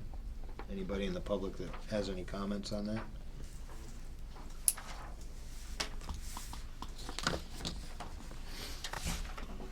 Anybody on the board that has more? Well, actually, for discussion's purposes, I'll make a motion to approve this current reading of policy IKG. Are you gonna make a motion and a second for discussion all at the same time? Did I just do that? I tried to make a motion. I'm hoping for a second. But that would be the part where the discussion comes in, not the part of the I'm looking motion. for a second to the motion. That has to happen before the discussion. Gee whiz.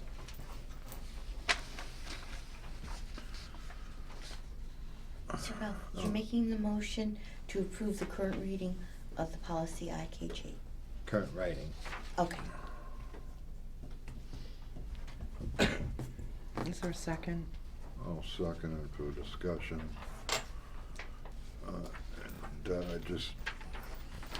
Just to be clear that the board will get the opportunity to look at the essays, correct?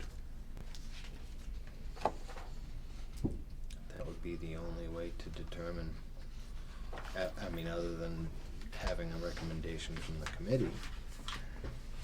Well, it doesn't necessarily state that the board will have the opportunity to read the essays, and I know that was part of the discussion, and I think it probably maybe should be clarified, possibly, as to the book, to that fact that the board will get an opportunity to read the essays also. Well, I think the words shall determine the award based on all essays that are submitted by students. Hopefully, that's definitive in itself. Yeah, I'll allow it. Okay, we have a second. All in favor? Aye. All right. Aye.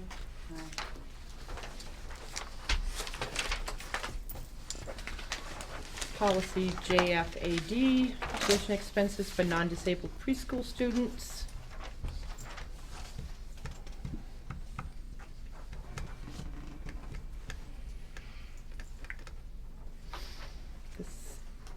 This is for the first reading. Go ahead, Ralph. For the purposes of discussion, I'll make a motion to forward the way this policy is written. I'll second that.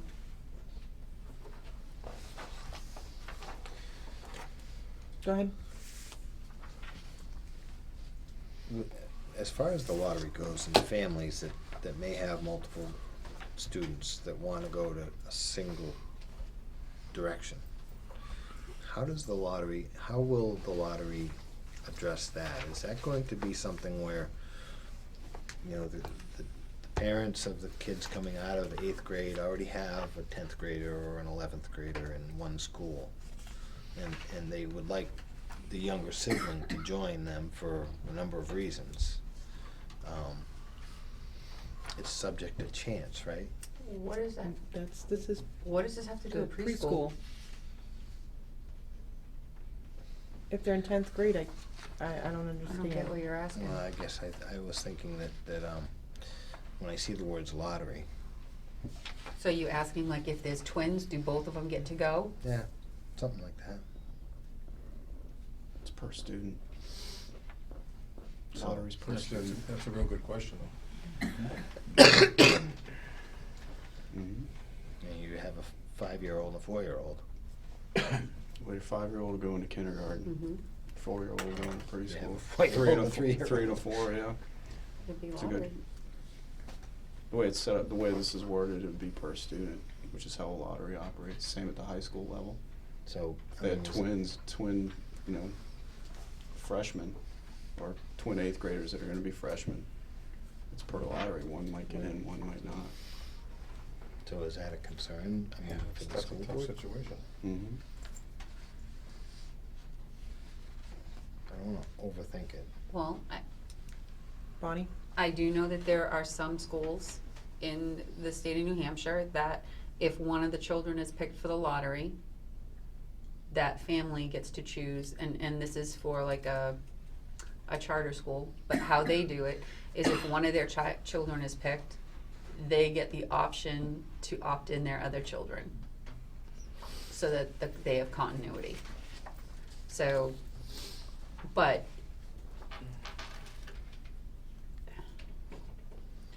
I don't know how successful that is, but I do know that that's something that they do.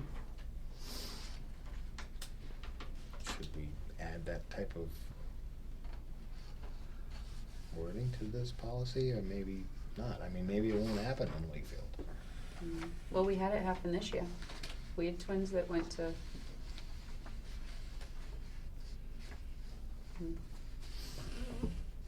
Any feedback, Ian? I think my biggest concern is the fact that we are finding ourselves at a time of year where we're almost capped. And so, I'm sorry, almost what? almost capped. Capped? Yeah, our preschool is getting close to being full. And so, it's a concern in general I have around the policy, to be honest, as this has been since October that we've been playing with this policy, and now we're here in March and we're looking at a preschool that's full, and I have to start thinking about how we address that piece. Once parents know they have to pay tuition and there is no waiver, that might make the Exactly. decision on its own. I know. Because right now And they're that's- not paying tuition. Right, and that's, I think, what you're gonna see Mhm. will happen. Yep. So I'm not sure that a family with 2 preschoolers would opt to pay tuition for 2 preschoolers to preschool. They may, They may, but you don't know. but you don't know, right? I think it's, I think we just honestly need to see how this plays out for a year and then revisit the policy when we see how it plays out.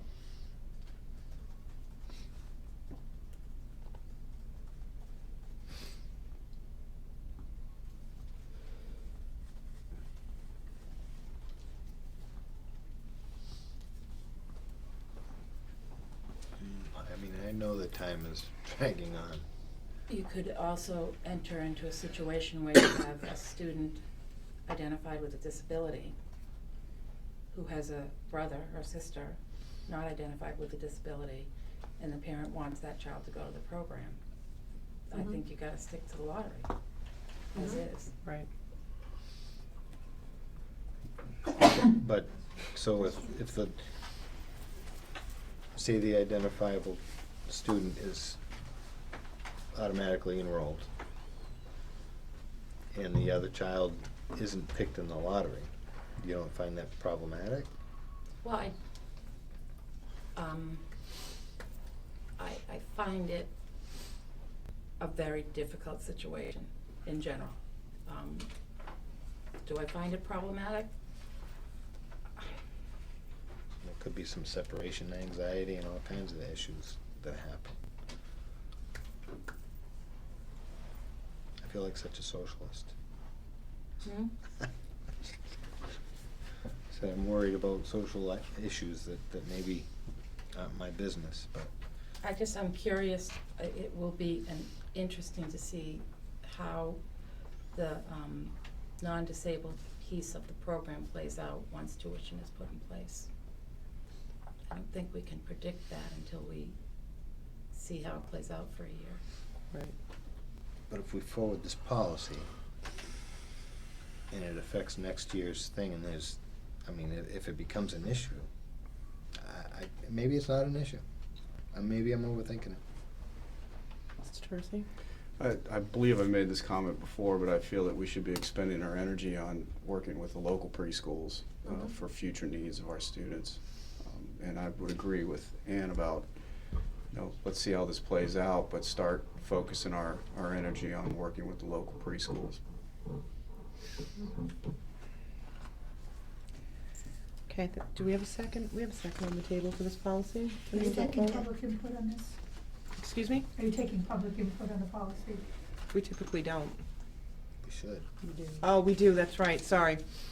I thought it was second. If the Second. parents have already Second been reading. notified, that they have to have their request in writing to the principal by April 1st. No, they haven't, because the Mm. policy hasn't been. Policy, right, policy So hasn't you been wouldn't pushed have a through. lottery this year anyway, right? Um, Because We'd your have to bump deadline it. won't be We'd have able to be bump met. We'd have to date bump out. it to well, May. about the date, We have to bump it to May. We could do that, right? yeah. Yes.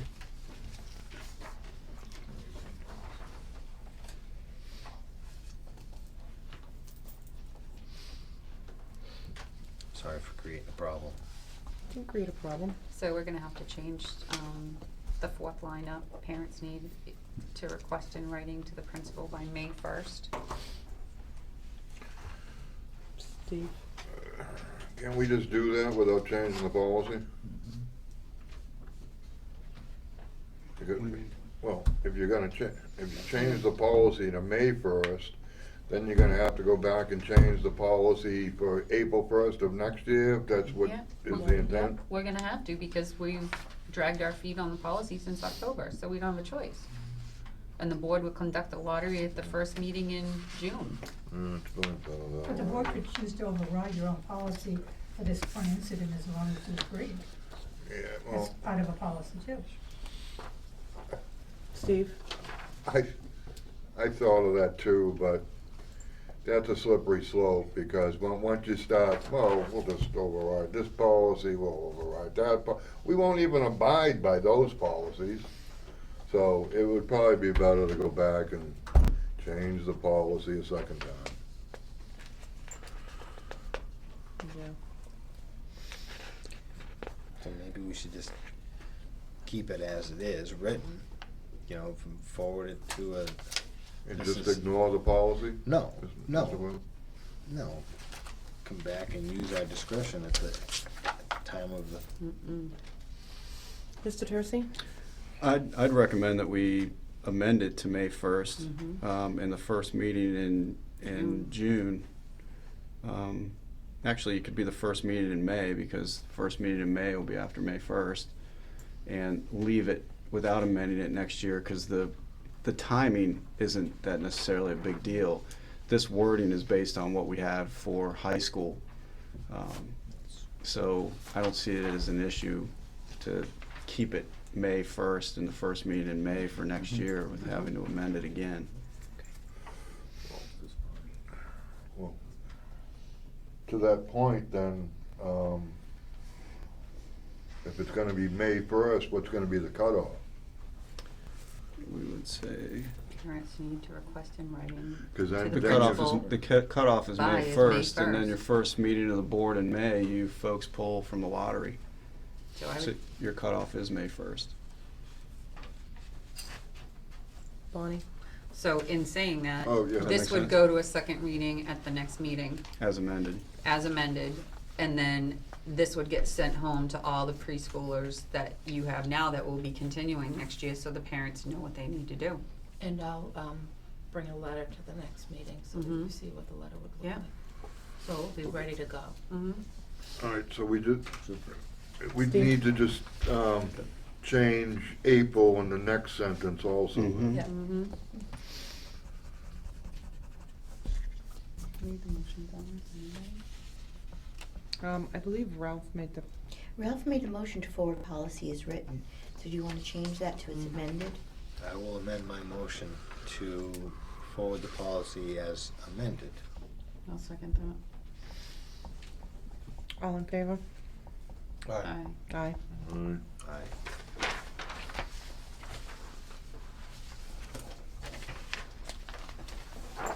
Policy JICDE, Memorandum of Understanding for Review.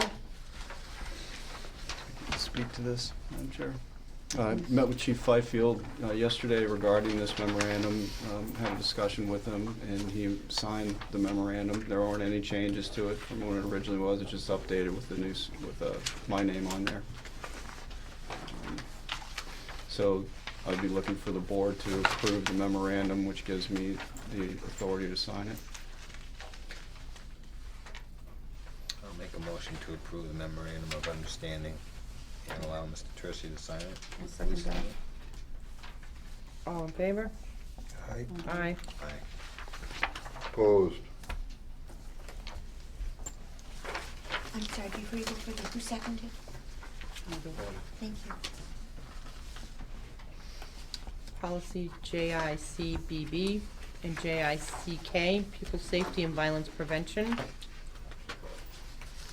Speak Mr. briefly to Turfy? this one as well. The JICBB is our current policy that addresses bullying. JICK is, it looks like it was a policy that was started at some point. It actually is more detailed than our current policy. So it was requested to be on the agenda, and it's for review and comparison as to whether the board wants to take this up at a future meeting, because if you need time to compare it, if you want to go with JICK, which is much more detailed, I think it would take a lengthier discussion. Or you stick with your current policy, which addresses bullying. Steve? But the current policy doesn't, oh no, I'm sorry, it's the next policy I was thinking about, sorry about that. Bonnie?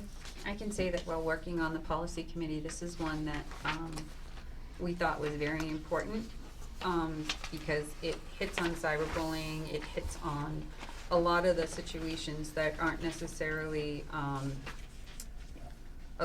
it's not, policy JICBB is not clear cut on the definitions of what bullying is, what cyberbullying is, false reporting. It doesn't really, it does have detail, but not significant, so we really worked hard to get this put together. Mr. Jersey? I'd recommend we start moving on reviewing and adopting JICK to replace JICBB. However, I said that it would be a lengthy conversation about that policy, so it might want to be a individual policy item on an agenda. Jesse, I just want to say that we are operating under the guidelines of JICK, even though it's not policy, as it's all under RSA, and that's what we're operating under. So this is all being done anyway. Okay. So I would like to make a motion to move forward with the adoption of JICK. I'll second it. All in favor? For discussion. Discussion, yeah. Just to, so that this isn't necessarily the first reading of this policy. It would be moved to the first reading, is that correct? Yes. Yes. Move the question. All in favor? Aye. Aye. Aye. Aye. Opposed?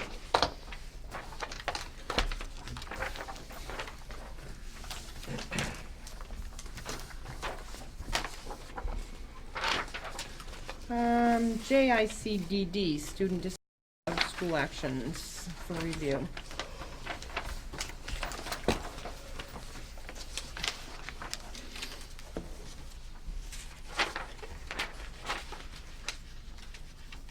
Madam Chair. Yes. This is for review and potentially reaffirming.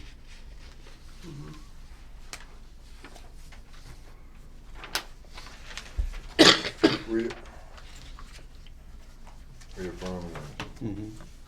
The last time it was reviewed and revised was 2001. The problem with this policy is that it's all, the student is given notice, but the parents aren't. Now, I think for the most part, we're talking about the Paul School, which hopefully we don't have anybody who's 18 in 8th grade. So I think parent notification is paramount. And it's all throughout the whole policy, after written notice to the student. Dismissal, is that expulsion? Under D? Dismissal, does that mean expulsion? Well, if you're gonna expel, dismiss or expulsion, it's a written notice to the student. If you're gonna expel a student, I think the parent should be notified. And there's no parent notification in here. And it's throughout the whole policy.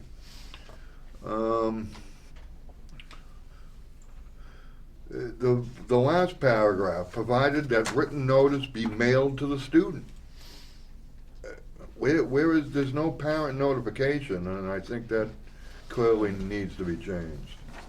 Say sorry, I'm sure, you could say student's parent/guardian.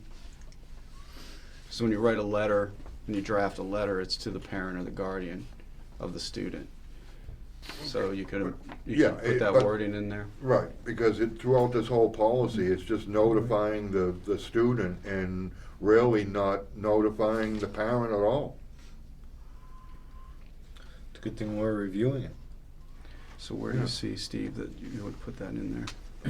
It's under D, Mm-hmm. in the last paragraph, Written notice to the student's parent/guardian. the paragraph above that, the student must be informed in writing. It needs to be, it's like in almost every paragraph that it's the student being notified and never the parent. Well, we can amend anywhere it says the notification to students, parents, and guardian and bring it back for a first reading. So it would say, it would be student and parent/guardian? Mm-hmm. It wouldn't be student/parent/guardian, Or, right? yeah, but in no and or. No, It'll just be, And, it's student and parent and guardian, because the student's informed as well. right, but I believe that the parent needs to be put in there on all instances within this policy, and it's as written, it is not. so part A, the last sentence, shall be related to the student and parent/guardian. Bonnie? I guess I'm reading some of it and I understand about parents, but I think if a child has done something to warrant suspensions or dismissal, I think they need to have that one-on-one talk with the superintendent or the person or the principal, and they need to know why, and then have the child call the parents. You know, really and truly, I mean, I think that we have to make sure that we still allow for that piece to take place, because you need to sit and have that heart-to-heart and say, this is what you did, and this is the consequences for your actions. And we do. That's what I'm just, I don't wanna take that part away, I don't wanna take that interaction with the child away. I do believe parents need to be informed, but I just wanna make sure that the wording doesn't take that sit down away. We're required by law to give the student the opportunity to present their case and, that due process. Mhm. So that conversation is always ongoing. Steve? Another thing, a question I had on this policy, the way it's worded and the way that I interpret it may not be the way that's meant, but the way I'm interpreting it, this is, on AB in parentheses, or his representative as designated in writing. That's giving the representative the authority in writing, the representative themselves, not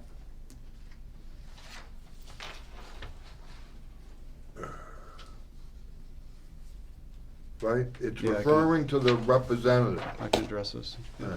Yeah, at the beginning of the school year, every year, I write a letter to Mr. Gregoire and all the other principals as well, giving them authority to write these letters for suspension to the parents.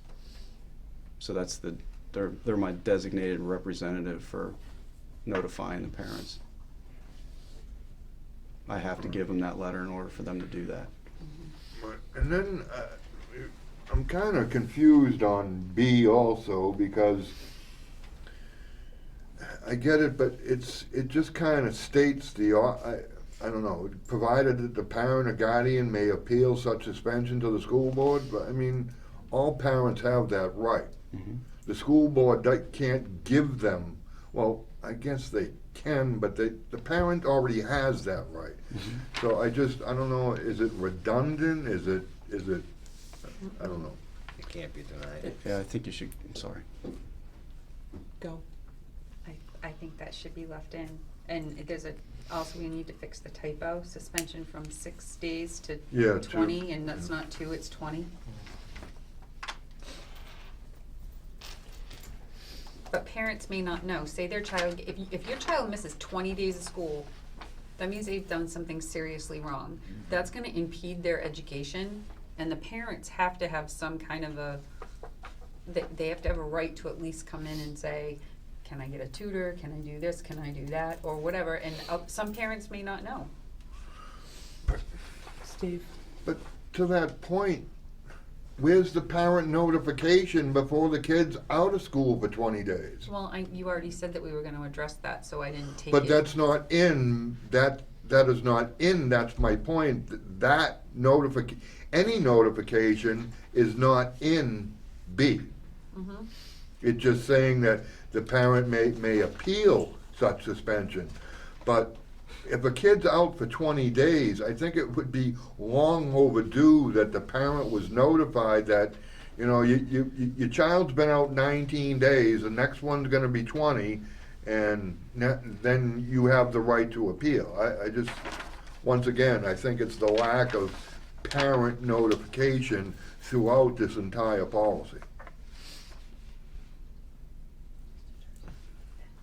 Mr. Tercey? I think we can look at the whole policy, because I'm looking and bringing an amended version back to you, because even in A, Mr. Gregoire has the authority to suspend up to 10 days, and he can't suspend past 10 days, only the superintendent can suspend past 10 days. So we need to amend those numbers as well. So I think we should take a better look at this and have Mr. Brown's concern about the notification of the parent throughout, and look at the number of days to coincide with what the principal has the authority to do, and bring it back to you.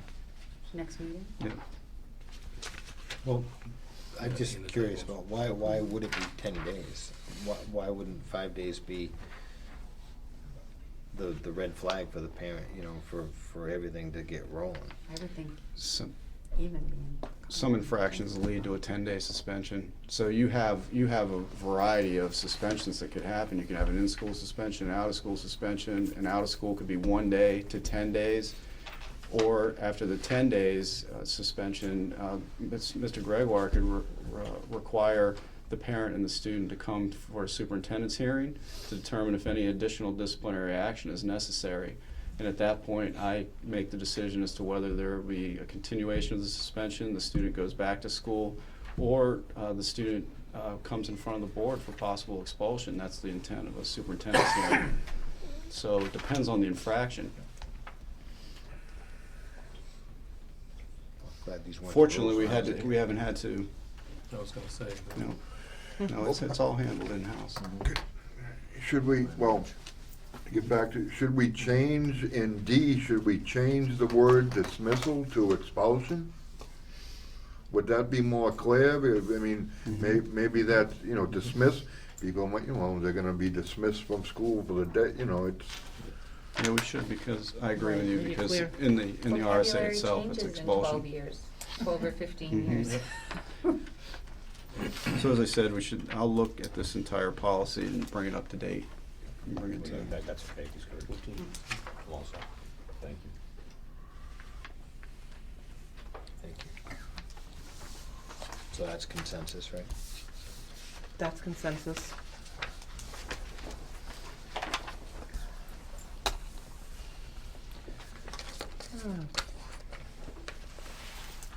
C, request for legal services.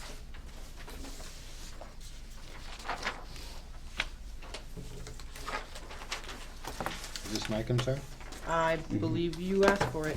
I did, and I am concerned that before any board member submits questions to be given to legal, I would hope that we'd have the opportunity to communicate what our concerns are, and maybe we can come to some sort of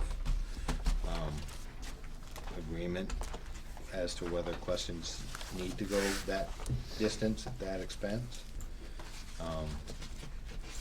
And that's, you know, that's my opinion. I hope I can share it with everybody, and I hope that some folks see the logic in that opinion.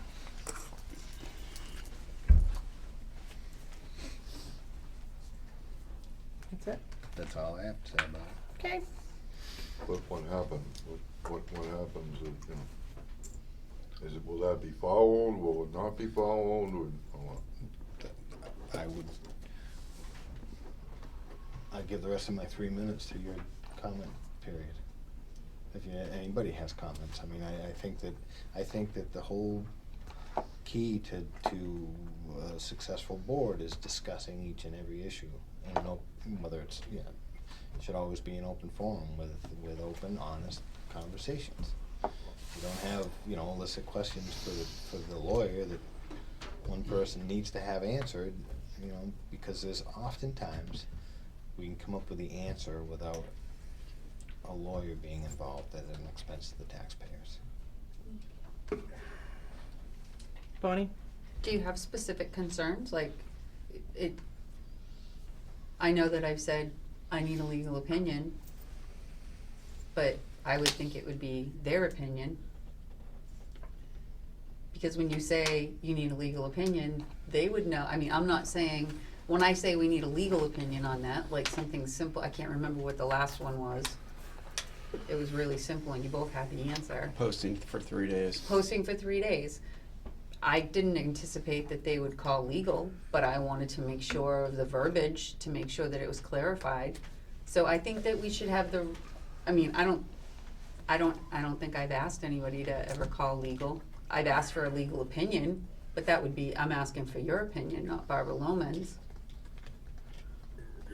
Do you have concerns that one of us is asking for something, or some of us are asking for stuff? I'm not pointing fingers, but I do recall a couple meetings ago, you know, you saying that you had some legal questions that you wanted to have answered. And Mr. Tercey responded that the questions had not been asked, which was, I thought, I was thankful for that response. So, you know, it inspired my hope to express my concern that we may have things that we want to ask ourselves before we forward those questions to legal that may cost the taxpayers money. We may have the answers sitting right here at the board. Oh.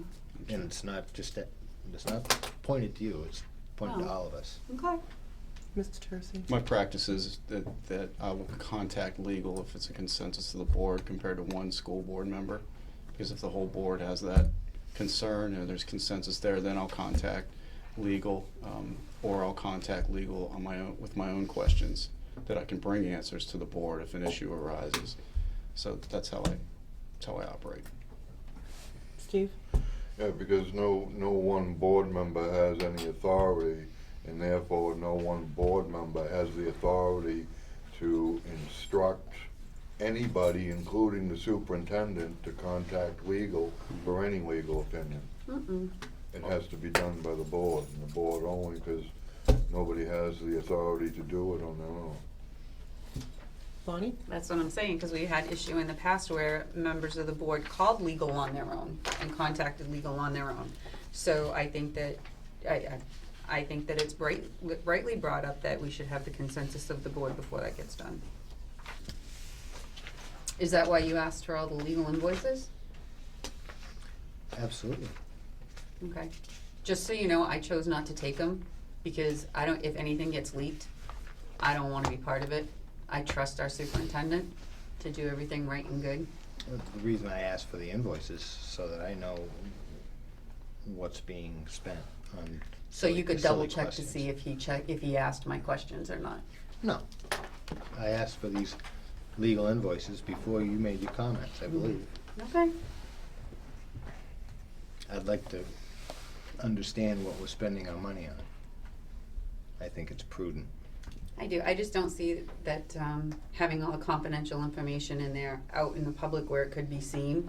I know that our houses are safe, but a house could get broken into and filing cabinets and things like that. And so I'm making it plain and clear that I do not want to pack it. I don't want to have that information in my home in case something ever happens. I would not want to put anybody in jeopardy. I'm going to have it kept safe where it is. That's just me. I'm glad you asked for it, and if you want it, that's all good, but I'm glad it's getting shared with everybody that wants it. I'm wiping my hands from it.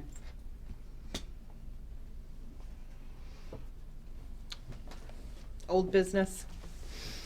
civil engineering RFP. Nathan, you have that checklist. Madam Chair. Yes. Bob Adams is here, and Nathan, they worked together to put together a checklist. They went through all the RFPs to see what was written as required. And Mr. Castle has a copy of that for everybody. And I believe he had sent out the information regarding what the recommended amount of aggregate insurance should be, what the minimum, the recommended, and what we currently have. So recall at the last time we were discussing this, there was a question as to whether do we need $3 million aggregate, and were you gonna waive that? And so the checklist that you see here is what we will do in the future for all RFPs to make sure that what comes in is what's required.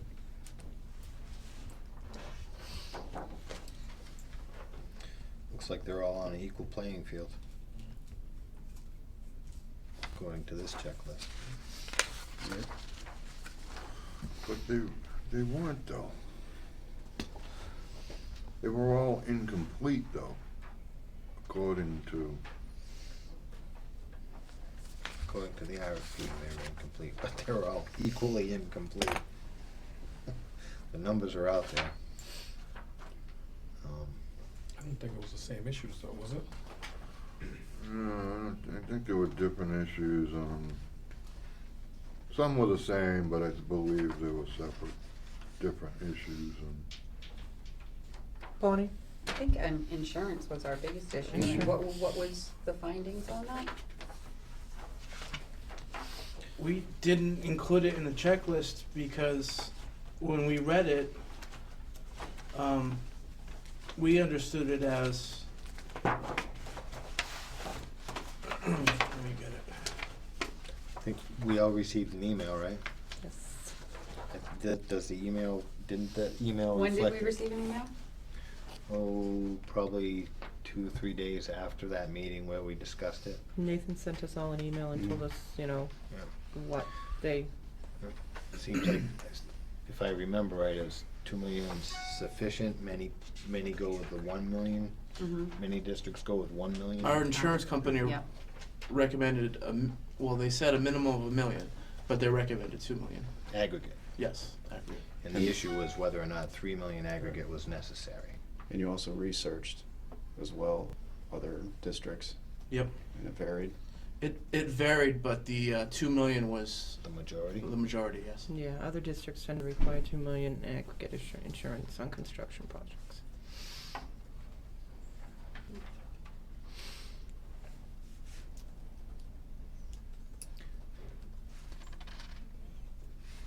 In the RFP, there was some deadlines set, dates set for the proposal, for the bidders. And I don't know how we can hold the bidders to some of those deadlines when we ourselves are not acting in a timely fashion, so. at this point, you would probably have to go back out to bid, right? Was it new RFP? Because now we're midstream, we're changing the RFP. So if you don't put it back out as corrected, now you have all these people, it's just, Well, the problem with putting it back out to bid is you'll have people looking at the historical record, what's already been declared in a public forum, and they're going to be basing their competitive bids solely on those numbers. Bonnie? We have the right in the RFP to renegotiate items within the RFP. I would think rather than putting the RFP out, we would be looking at the top 3 that we had, or the top, whatever, the top ones that we each had, and negotiating to see if it fits in their time frame, and adjusting our insurance if that's what we choose to do. We have the right to alter that if we decide as a board to do it. And that's what the discussion centered around last time. I'd like to offer a motion to to award bid to, White Mountain?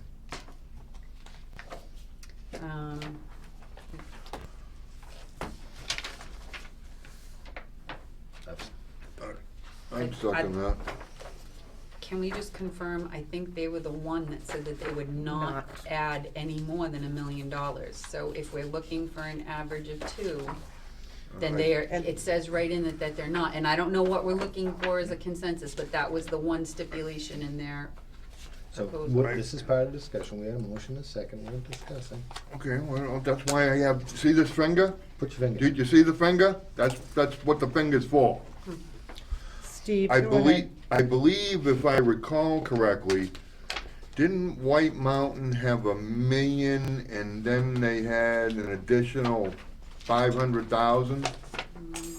So wouldn't that put it at 1.5 and they said they wouldn't be willing to go above that? I don't have it. Yep, I have it.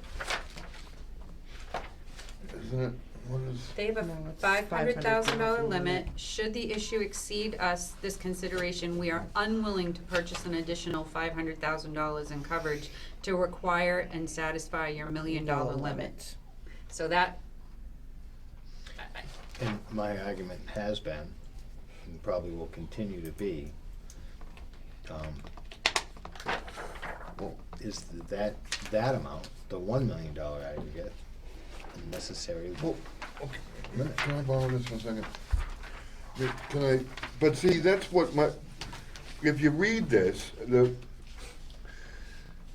I'm reading the, White Mountain, and it's not, doesn't have it's the second to last page, the last paragraph.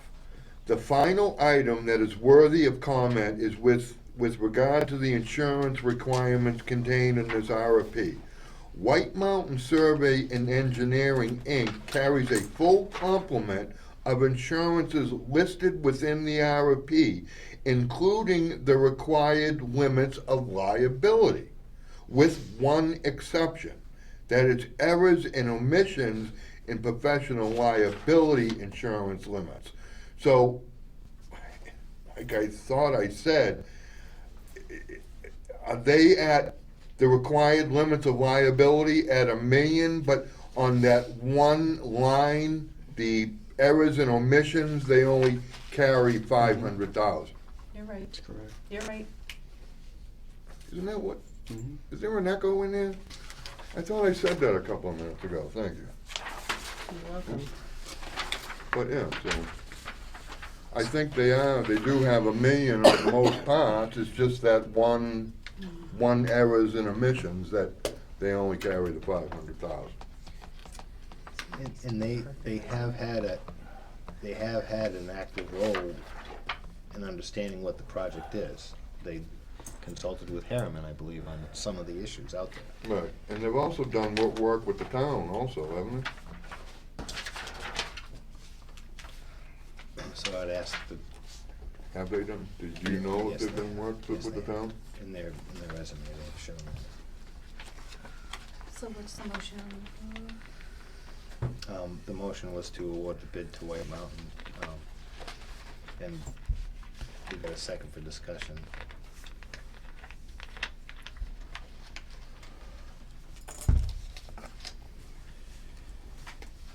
Anybody else got any input? Madam Chair, could you move the question? I'm reading one sec. Oh, okay. Thanks. Sorry.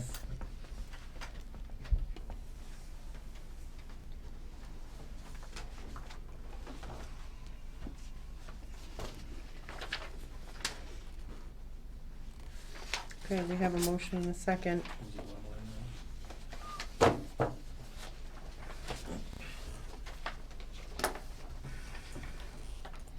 Any more discussion? All in favor? Aye. Aye. Aye. Aye.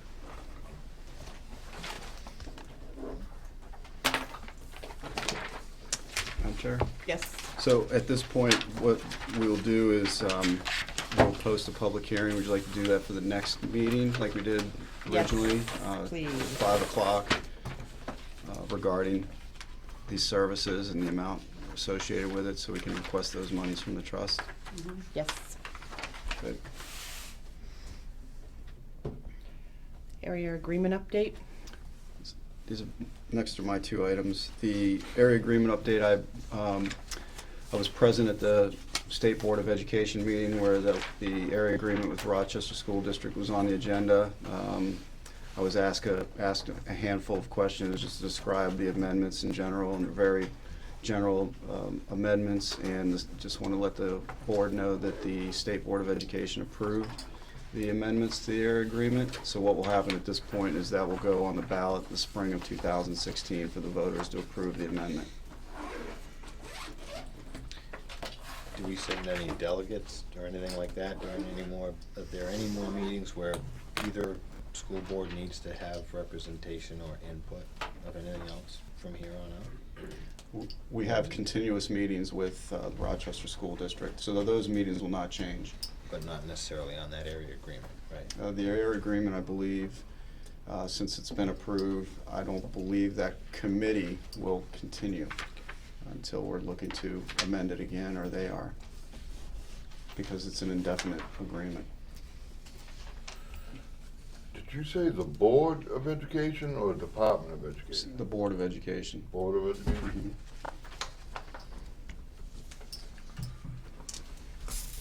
Thank you. You're welcome. Go ahead. Next item is legal invoice. The board, a while back, made a motion to send the bill to the chair of the budget committee, Mr. O'Connor, and I'd received that invoice, and it comes out to $638. I just would like to express my opinion on this, that I feel that the board should reconsider that vote to bill Mr. O'Connor on the reason that he was basically invited into that issue that was brought to our attorney. So I just don't feel that it's appropriate to bill the budget committee chair on something that he was invited into. Bob? So, if I get this right, he asked a question that was just in a conversation with other people? No, he was part of a conversation, basically. Mr. Tercey. No, what had happened is we received a memo from our legal counsel regarding the budget process, and that memo was forwarded to Mr. O'Connor, and he then responded with questions to our legal counsel.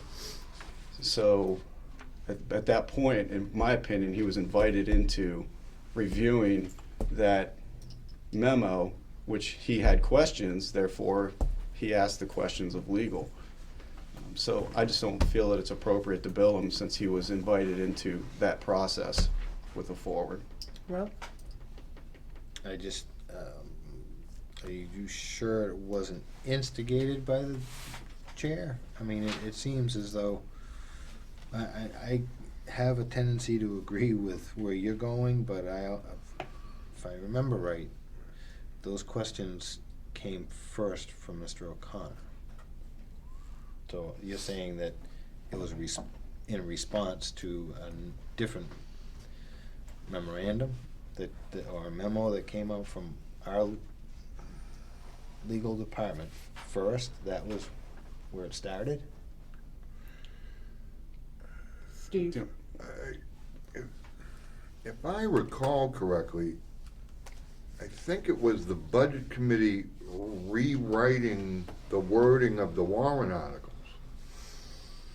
And then it went out to legal as to, and then it came back that budget committee doesn't have the authority to do what the budget committee did.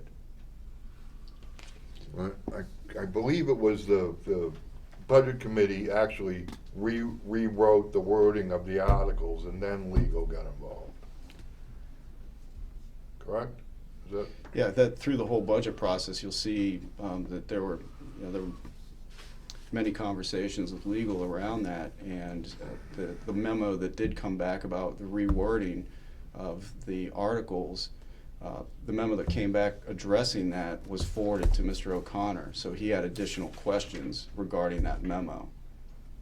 That's why I feel that with the forwarding of the email, he was given the opportunity to ask those questions, therefore we shouldn't bill him. Correct. So I would ask if you would. What comes first, the cart or the horse? And sometimes the problem with the system is elected officials are not held accountable for their actions. And when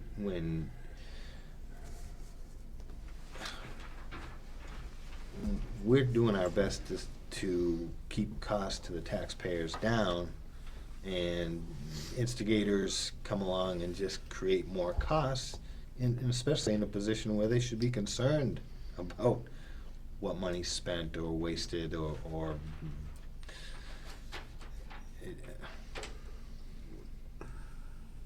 I'm done.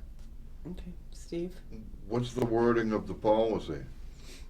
I can't think of the policy number right off the top of my head, but I believe it specifically gives the board and the superintendent the authority to contact legal only. So, at a very minimum, that should have come to the board for a vote from the board before, because the policy, I believe, clearly states only the board and the superintendent have the authority to discuss or contact legal.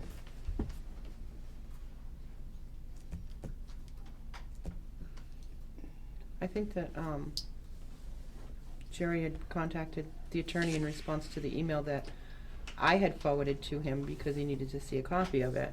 So he, instead of going through Mr. Tercey, which is probably what the protocol should have been, he contacted the attorney directly himself. And then, did she send it back directly to you for his response, or did she send it to Jerry himself? I The don't- response was to Jerry. Was to Jerry. So I think the protocol should have been, he should have called and asked Mr. Tercey, or emailed Mr. Tercey and asked the question. In the end, we still would have gotten the bill because Mr. Tercey would have had to turn around and ask Barbara Lohman. It would have happened. We would have had to get the answers. I'm not saying it was done correctly, but go ahead, Steve. To that point, I think we just need to make it clear that at a very minimum, that,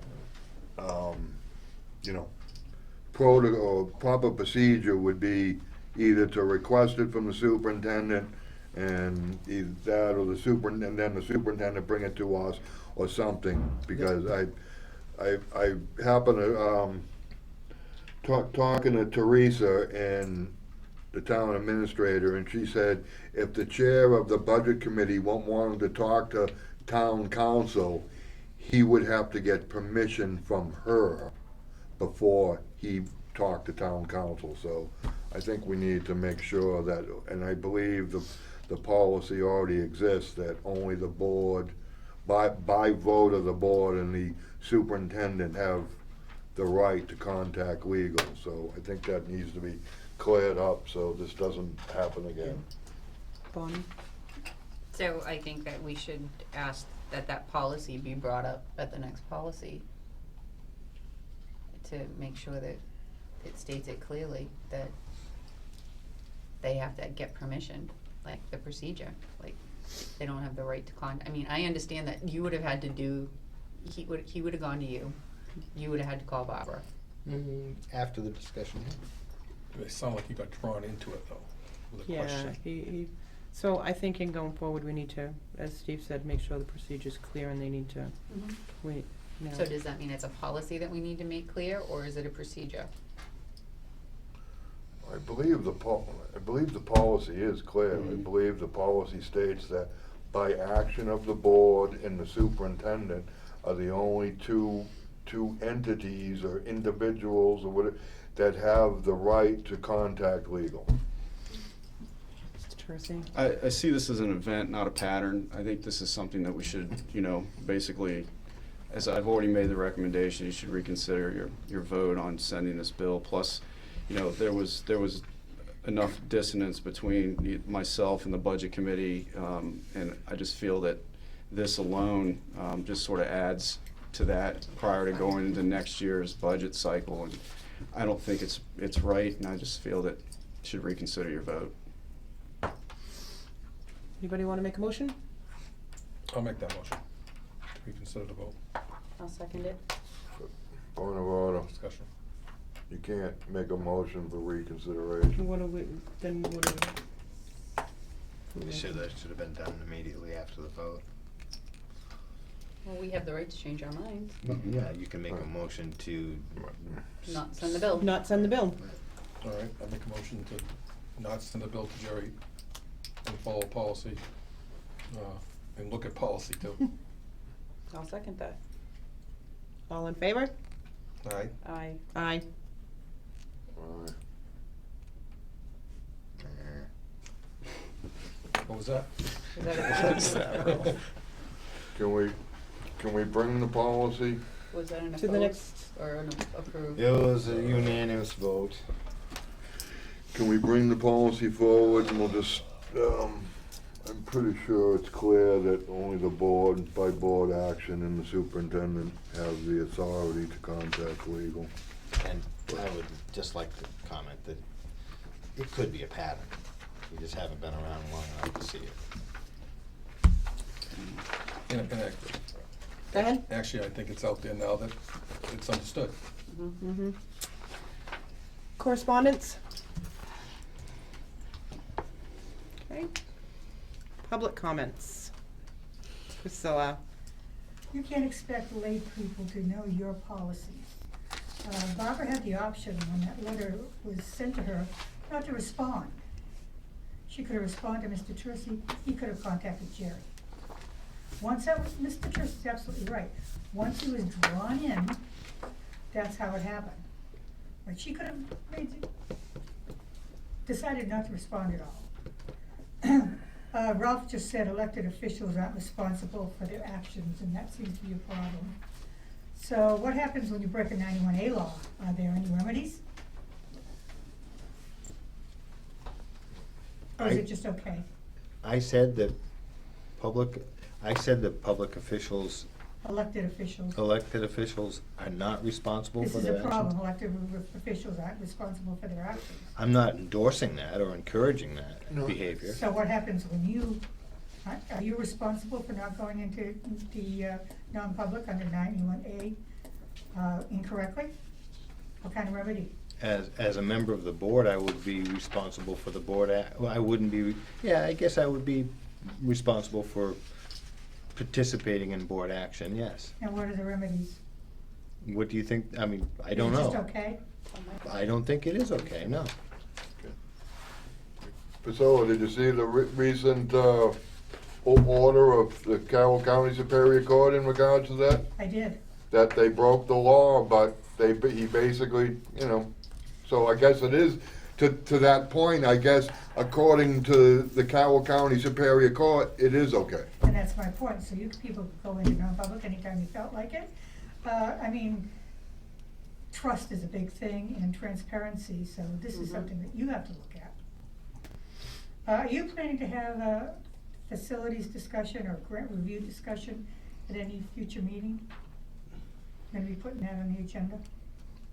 Cause that just kind of, the grant review committee just kind of petered out and did a lot of work before it. We did, yes.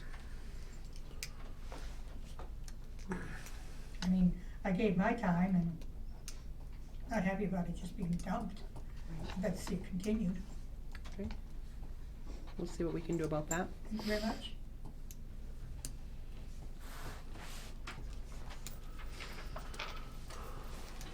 I have a question.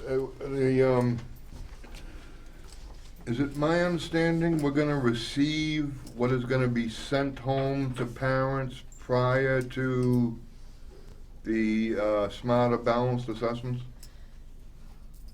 Beginning? If you'd like, we put it in the next agenda. 2 weeks. I have one more thing.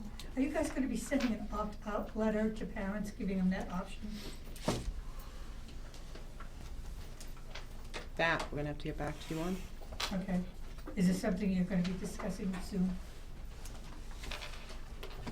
I guess I'm requesting that you discuss it. Okay. Steve? All parents have the right. They already have that right. Right, you do. But what I have seen is supposedly there's a legal question in regards to that, whether the proper wording is to opt out or refuse.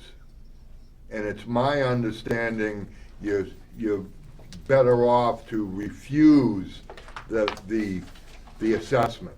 Maybe it is refused, because I have a letter here, maybe that's what it. Well, no, there is a lot of opt-out out there, but from what I've seen, there's some legal question as to whether it's opt-out or you're better off using the word refuse, I know so. parents can do that, but I think it's easier for a parent to look at a form letter and make a decision whether or not, because how are they gonna know when the Right. testing is even gonna take place? Right. Yeah, no, I agree. I think it should be in there. Thank you. Thank you. I'd like to make a motion to go into non-public session pursuant to RSA 91A, semicolon 3, 2, B, C. Tuition requests and nominations. I'll second it. See, is the reputation of somebody? This time? An individual? Can we have someone answer that before we go No in? answer? Right, we'll answer that before we go in. Please? That's my question before. Right. Well, that's what we had the question last week too. Was that a Right. typo? The other nominations, It's under nominations, Nominations. which are individuals. which are individuals. Okay, I understand. Okay. Thank you. Thank you. Are you gonna be long? No, I'll shouldn't wait be till- long. Okay. Rose says yes.